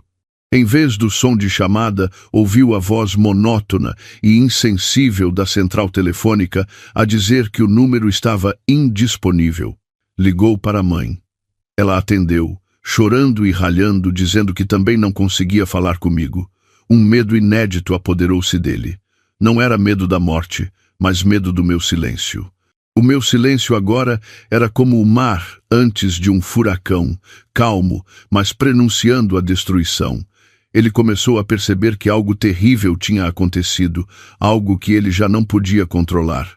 Embora o médico lhe tivesse insistido para ficar no hospital para monitorizar a lesão cerebral, a ansiedade no seu coração impedia o Afonso de descansar. Aproveitando-se de que a Sofia tinha saído para comprar comida, ele retirou a agulha do soro. O sangue escorria da sua mão, mas ele ignorou. Pôs um casaco fino, saiu cambaleando e apanhou um táxi, fugindo para casa. Na sua cabeça, só havia um pensamento. Tinha de ir para casa. A Teresa tinha de estar em casa.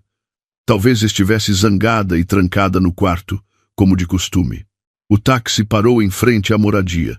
A casa estava escura como um túmulo abandonado no meio da luxuosa área residencial. O portão não estava trancado. Ele empurrou a porta e entrou. Não havia a luz amarela e quente a sair da cozinha, nem o cheiro a comida, nem o som dos meus chinelos a vir recebê-lo. Apenas um silêncio arrepiante. Os seus passos ecoaram no chão frio. O Afonso acendeu as luzes da sala. A luz ofuscante revelou a vacuidade cruel da casa. A pintura de paisagem barata que ele tinha pendurado para substituir a minha parecia estranha e perdida na parede branca. Os vasos de flores que eu costumava arranjar tinham murchado. As pétalas caídas estavam espalhadas sobre a mesa coberta de pó. Correu para o quarto e abriu o armário. Vazio. As minhas roupas tinham desaparecido, apenas as suas estavam penduradas solitariamente. A penteadeira estava limpa. Não havia mais frascos de cosméticos, nem o calor de uma mulher. Afonso, a tremer, aproximou-se da cama.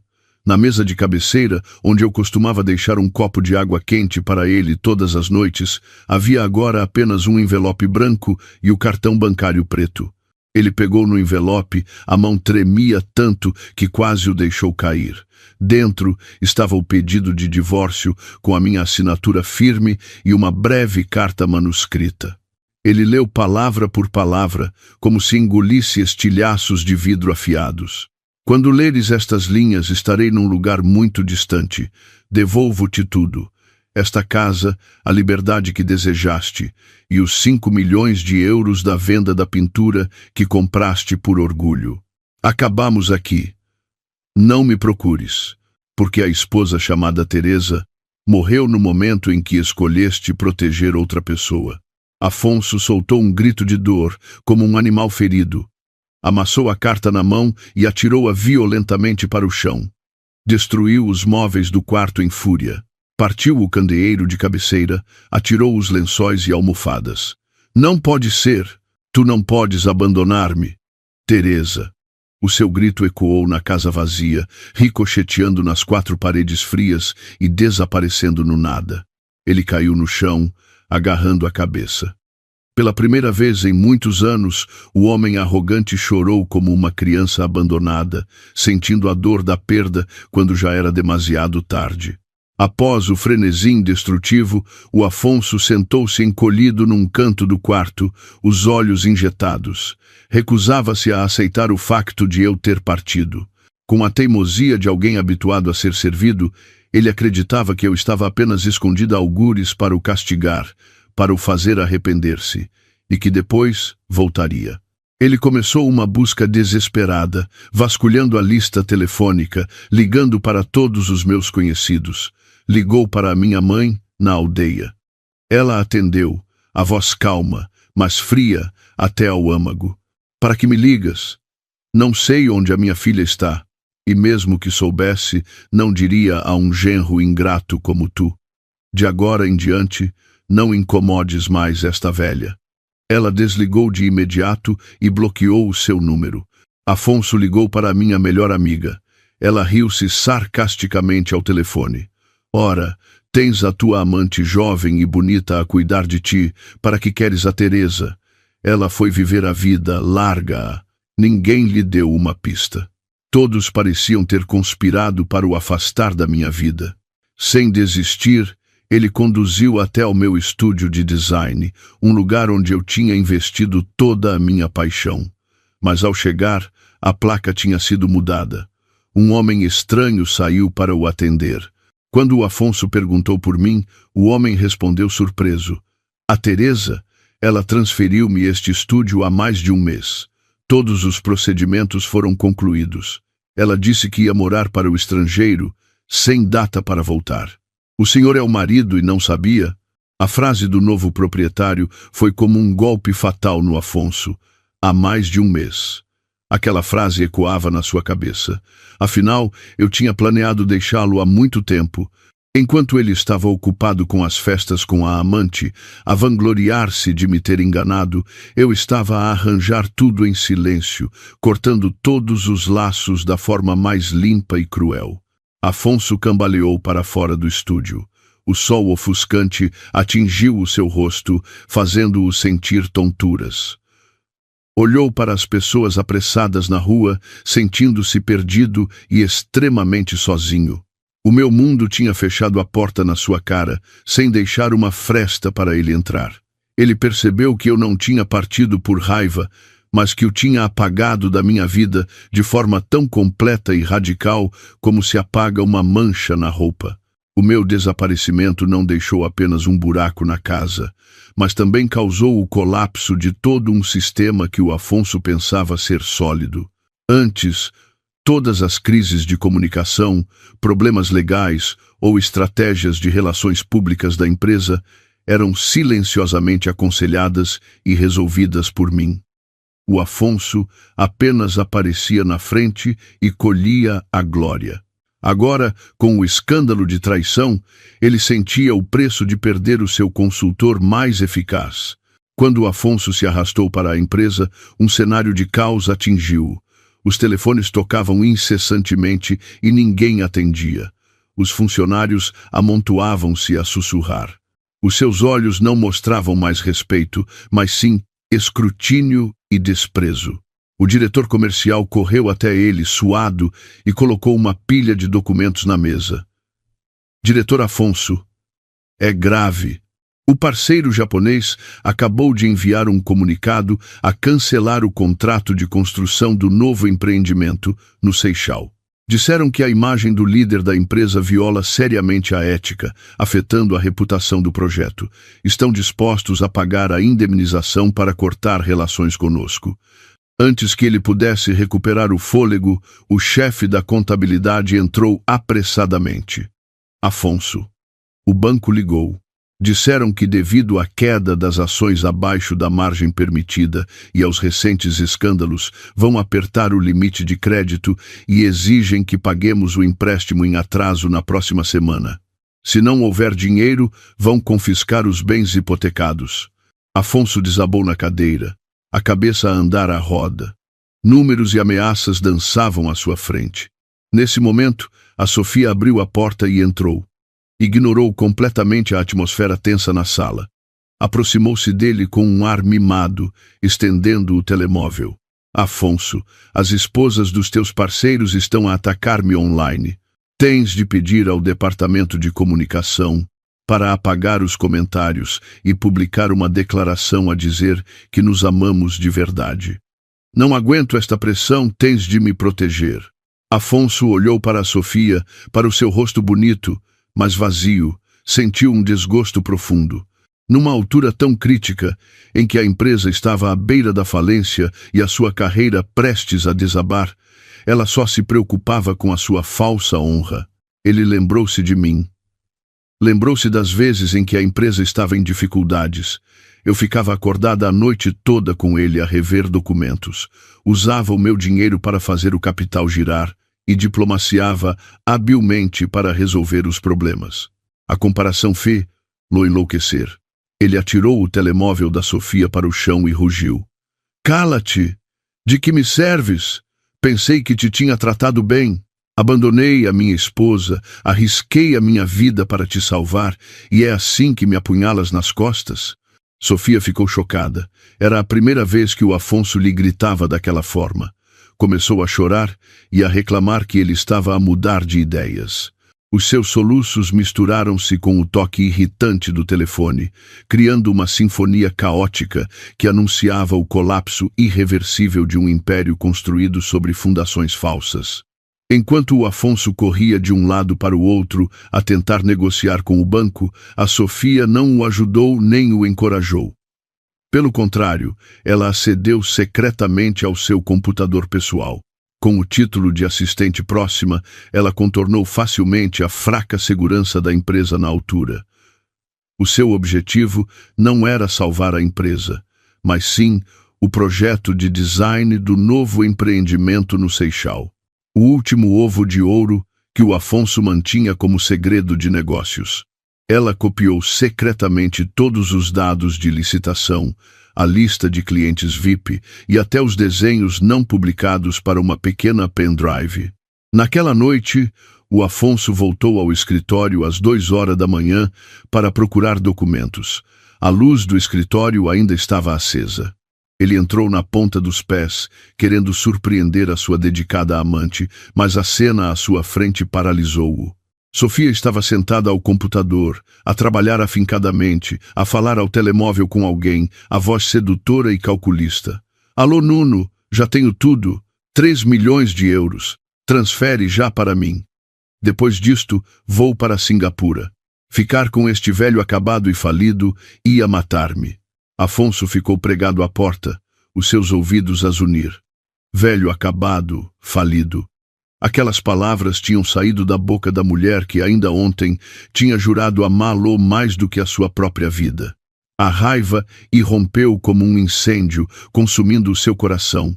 Ele correu, tirou o telemóvel da mão da Sofia e atirou-o ao chão, partindo-o em 1000 pedaços. Ele rugiu. O que é que estás a fazer? Não te tratei bem? Abandonei a minha esposa, arrisquei a minha vida para te salvar, e tu apunhalas-me pelas costas assim? Apanhada em flagrante, a Sofia não mostrou mais o medo fingido de antes. Levantou-se, ajeitou o cabelo. O sorriso ingênuo de sempre desapareceu, substituído por um sorriso de escárnio. Olhou para o Afonso de cima a baixo, a voz cortante. Acorda, Afonso. Pensas que te amo de verdade? Se não fosses o diretor, se não tivesses dinheiro para me comprar malas e carros de luxo, pensas que olharia para ti? Agora que estás prestes a ir para a miséria, tenho de cuidar de mim. Tu és estúpido, é problema teu. De quem é a culpa? A frase da Sofia foi como uma facada no coração do Afonso. Ele percebeu que a sua ingenuidade e fragilidade eram apenas uma fachada perfeita para esconder uma alma dura e cruel. Ele ia agredi-la, mas a Sofia recuou rapidamente, levantando a pendrive ameaçadoramente. Se tocares em mim, vou divulgar todas as provas de evasão fiscal e suborno. Nessa altura, não vais só à falência, vais para a prisão. Afonso parou, os braços caídos, impotente. Olhou para a mulher à sua frente, sentindo nojo de si mesmo por ter trocado a felicidade familiar por algo tão inútil. Sofia saiu com arrogância do escritório, deixando o Afonso sozinho no meio da confusão, a sentir o preço demasiado alto da traição. A notícia de que a Sofia tinha roubado dados e fugido para o estrangeiro rapidamente chegou aos ouvidos da minha sogra, Isabel. Ela era uma mulher de ferro que passara a vida a planear e a zelar pela família. Mas desta vez, ela também desabou perante a verdade nua e crua. Ela correu para a empresa e viu o seu filho sentado no chão, rodeado de papéis desordenados e garrafas de vinho vazias. Ao ver o estado lastimável do seu filho de ouro, ela não conseguiu conter a raiva que fervilhava no seu peito. Isabel avançou, agarrou a gola do casaco do Afonso e deu-lhe uma bofetada estrondosa. O som seco ecoou no silêncio. O Afonso não se desviou, nem resistiu. Ficou parado, o rosto com a marca vermelha dos 5 dedos, sangue a escorrer do canto da boca. Isabel gritou, as lágrimas a escorrer pelo seu rosto cuidadosamente maquilhado, mas agora borrado. Acordaste, meu filho, vê o que fizeste. Mandaste a esposa gentil e a nora dedicada embora, e trouxeste uma raposa para destruir esta casa. Quantas vezes te disse para escolheres uma esposa pelo caráter, não pela beleza? Sabes o que a Teresa fez por ti? Afonso levantou os olhos vermelhos para a mãe, a voz rouca. O quê? O que é que ela fez? Ela só sabia cozinhar e limpar. Ela abandonou-me. Isabel riu-se amargamente, tirou um velho livrinho de poupança da mala e atirou-o ao Afonso. Abre bem os olhos e vê. Há 3 anos, quando a tua empresa estava em dificuldades por causa do projeto parado, quem me deu dinheiro para eu pagar os juros do banco foi a Teresa. Ela vendeu todas as joias do dote dos pais, retirou todas as suas poupanças e deu-mas. Mas pediu-me para não te dizer, com medo de ferir o teu orgulho masculino. Ela sacrificou-se silenciosamente, cuidou de ti pouco a pouco. E tu usaste o dinheiro que ela te deu para manter as aparências e para sustentar outra mulher. Afonso agarrou o livrinho de poupança, as mãos a tremer. Cada número, cada data de depósito aparecia claramente. Ele lembrou-se daquele período, pensando que tinha sido talentoso o suficiente para resolver os problemas financeiros. Afinal, tudo tinha sido graças ao meu sacrifício silencioso. Eu nunca me gabei, nunca me queixei, apenas fiquei silenciosamente a apoiá-lo. E ele chamou-me de velha, chata, desprezando o meu contributo. O remorso subiu como um tsunami, afogando o Afonso em extrema dor. Ele ajoelhou-se aos pés da mãe, abraçando-a e chorando como um menino. Mãe, eu errei. Eu perdi-a mesmo. Isabel olhou para o filho, zangada e carinhosa ao mesmo tempo.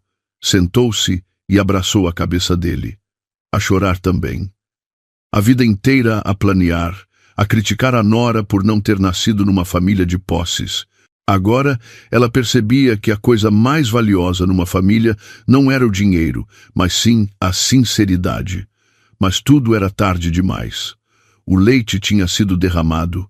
Após o choque emocional e o colapso da empresa, o Afonso parecia um louco. Ele já não se importava em salvar a carreira. Na sua cabeça só havia um objetivo: encontrar-me. Contratou o melhor detetive privado, gastando as suas últimas economias para rastrear o meu paradeiro. E depois de dias de espera angustiante, um raio de esperança brilhou. O detetive enviou uma fotografia tirada secretamente de longe. Era a silhueta de uma mulher pequena num sobretudo bege, a passear numa rua coberta de neve, com a torre de televisão de Berlim ao fundo.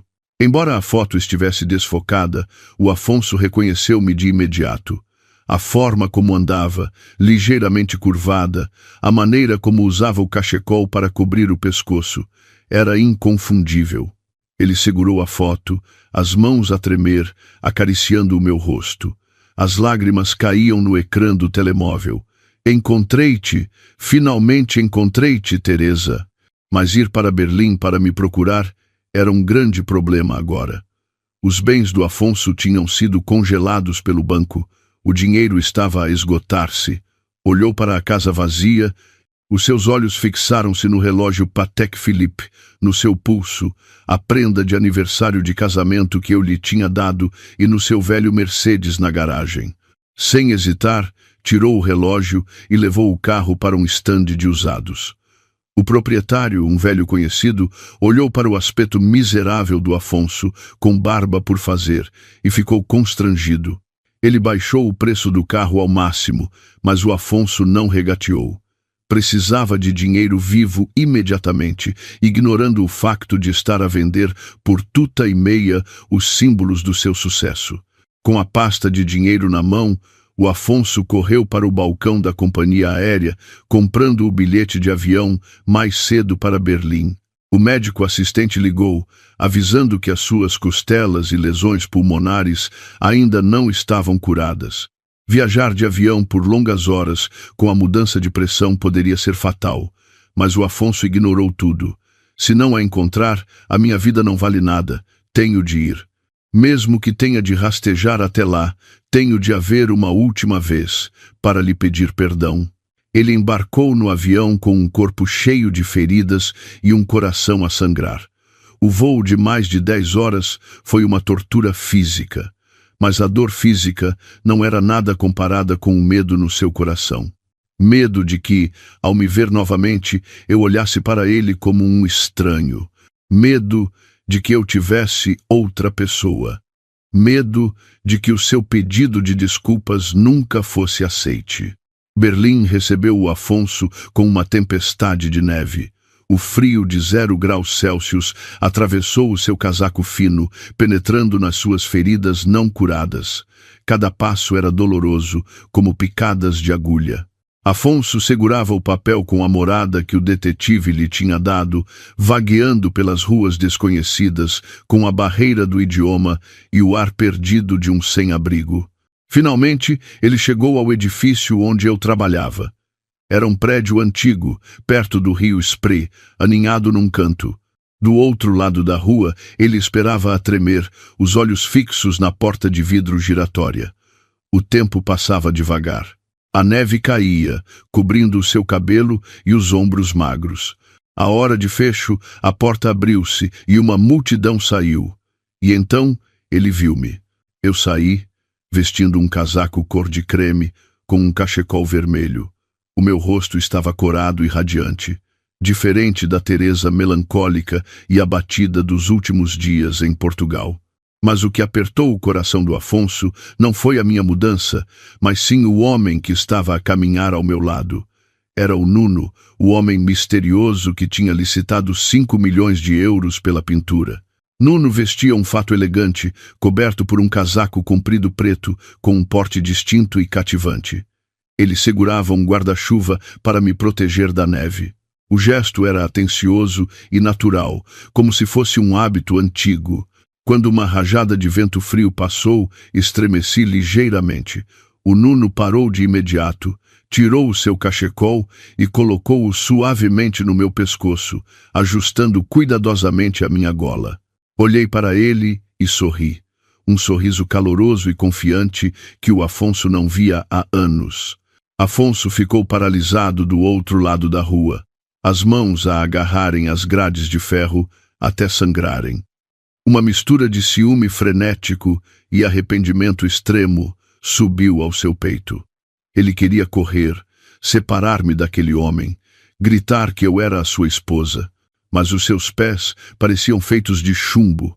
Olhou para a sua figura miserável, refletida no vidro, barba por fazer, roupas amarrotadas, doente. Comparou-se ao Nuno, o homem que me protegia na totalidade. Uma terrível inferioridade invadiu o Afonso. Ele percebeu que já não tinha o direito de estar ao meu lado. Ele era um passado sombrio, e aquele homem era o meu presente e futuro brilhantes. Lágrimas quentes escorreram pelo seu rosto, congelando instantaneamente no frio cortante.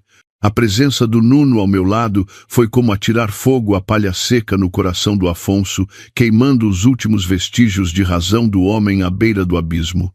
Ele não se importava mais com o seu aspecto miserável, nem com o frio lancinante, nem com as dores das suas velhas feridas. Nos seus olhos só havia a imagem de mim a sorrir para outro homem, um sorriso que ele pensava pertencer-lhe apenas a ele. Um ciúme louco misturado com o desespero de quem perdeu tudo fê-lo soltar um grito de dor, e ele correu pela rua, ignorando o trânsito lento na tempestade de neve. Nuno tinha acabado de me abrir a porta do carro e não teve tempo de se virar, sendo agarrado pela gola do casaco pelo Afonso. O Afonso ergueu o punho, pronto para dar um soco forte no rosto do seu rival. Ele gritou, a voz perdida no som do vento: "Quem és tu? Como te atreves a tocar na minha esposa? Larga-a!" Mas o Afonso de agora era apenas uma casca vazia. A força tinha-lhe sido drenada pela doença e pelas longas noites de insônia. O seu soco foi fraco e lento, como o debate de um homem que se afoga. Nuno apenas se inclinou suavemente, desviando-se, e empurrou o Afonso no peito com uma mão.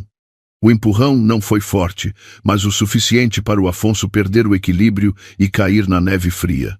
Ele levantou-se cambaleante, ofegando, os olhos injetados a fitar o Nuno. Tu és o bastardo que licitou a pintura, não és? Tu conspiraste com ela para me enganar, para roubar a minha esposa, não é? Eu mato-te. Afonso tentou atacar novamente, mas desta vez o Nuno não foi gentil. Ele rapidamente dominou as mãos do Afonso, dobrando-as atrás das costas. Inclinou-se e sussurrou-lhe ao ouvido, a voz profunda e fria como gelo. Acalma-te, senhor Afonso, olhe para si. Tem alguma moral para ter ciúmes? Pensa que sou o amante da Teresa? Engana-se redondamente. Aproximei-me de si e da sua empresa. Não porque amo a Teresa, mas porque quero justiça para a minha irmã. Afonso arregalou os olhos, confuso com o que estava a acontecer. Nuno sorriu amargamente, um sorriso cheio de tristeza. A sua amada amante, Sofia, que o senhor Afonso tratou como uma joia, é na verdade uma vigarista profissional. Há 2 anos, ela enganou o meu irmão mais novo a investir num projeto fantasma, levando-o à falência e ao suicídio. Jurei que iria desmascarar. Lá. E o senhor Afonso é apenas um peão, a próxima vítima gorda que ela visava.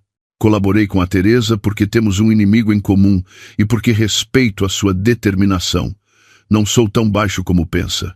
Cada palavra do Nuno foi como um martelo a bater na cabeça do Afonso. Ele ficou paralisado na neve, a tremer incontrolavelmente. O vento frio cortava-lhe o rosto, mas ele já não sentia dor, porque a dor no seu coração tinha ultrapassado o limite de tolerância. Afinal, tudo era um teatro, e ele era o palhaço mais estúpido, que tinha entregue a felicidade familiar ao inimigo apenas para receber esta humilhação esmagadora. Afonso ficou ali, a gaguejar, os olhos a vaguear como os de um louco. Olhou para mim, em busca de ajuda, esperando que eu negasse as palavras do Nuno, esperando que, pelo menos, o seu amor pela Sofia, por mais errado que fosse, tivesse sido um sentimento verdadeiro. Mas eu não lhe dei mais a oportunidade de se iludir. Aproximei-me, tirando uma pasta grossa do meu casaco, cuidadosamente envolvida num saco de plástico para evitar a neve. Era a minha última prenda para ele. A prenda da verdade nua e crua. Atirei a pasta contra o Afonso. As folhas brancas espalharam-se na neve, dolorosamente visíveis. Falei, a voz calma, mas a ecoar no silêncio. Lê. Este é o relatório de investigação que eu e o Nuno recolhemos.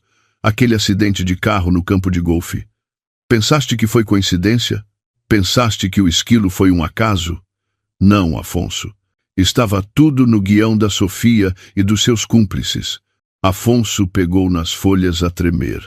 Eram mensagens de texto, extratos bancários e até o testemunho do técnico subornado. A Sofia tinha contratado alguém para afrouxar os travões do carro, contratado alguém para soltar o animal na estrada no momento exato, para criar uma situação de perigo.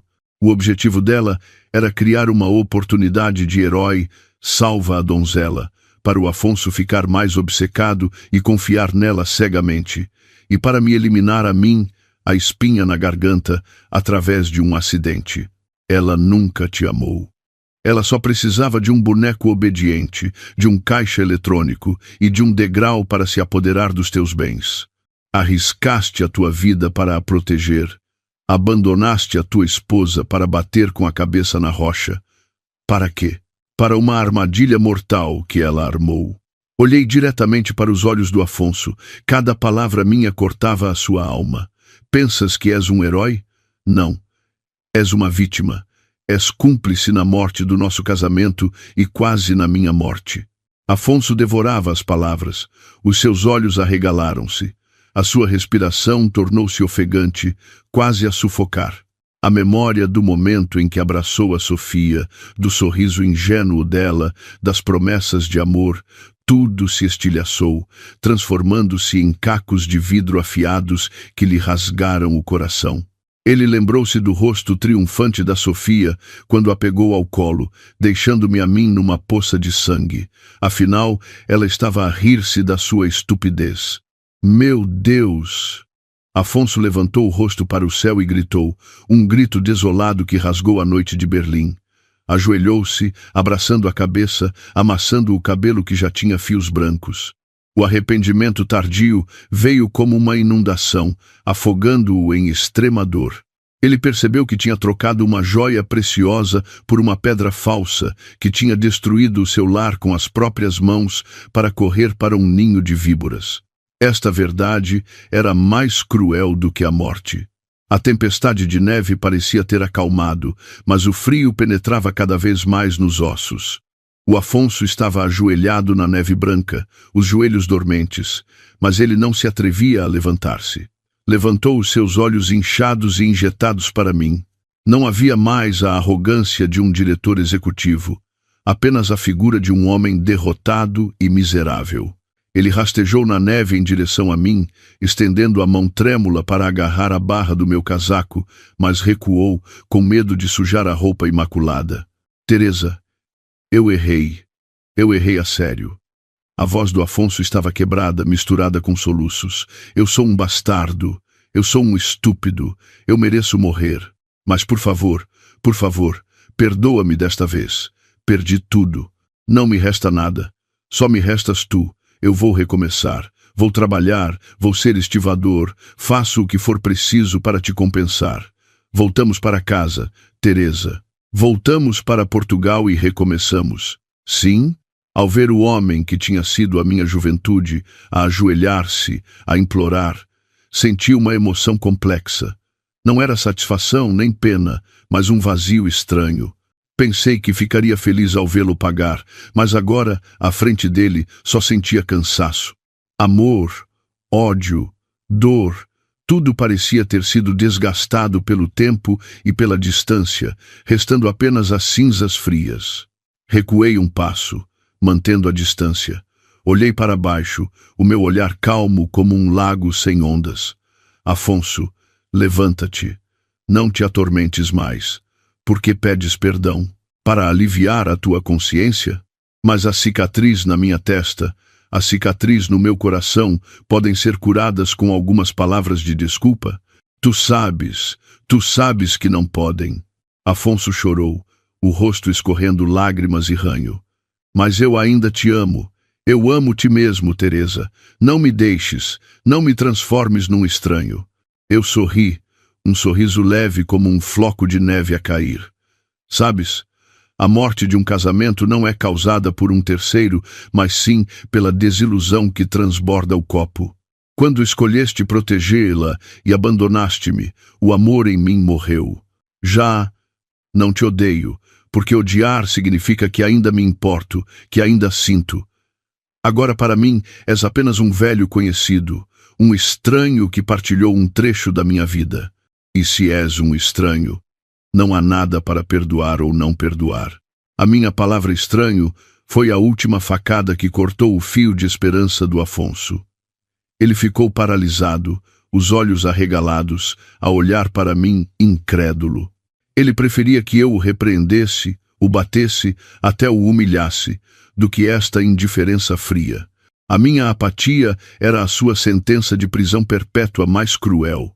Ele curvou a cabeça na neve, o choro preso na garganta, percebendo que tinha perdido para sempre a única mulher que o amava incondicionalmente.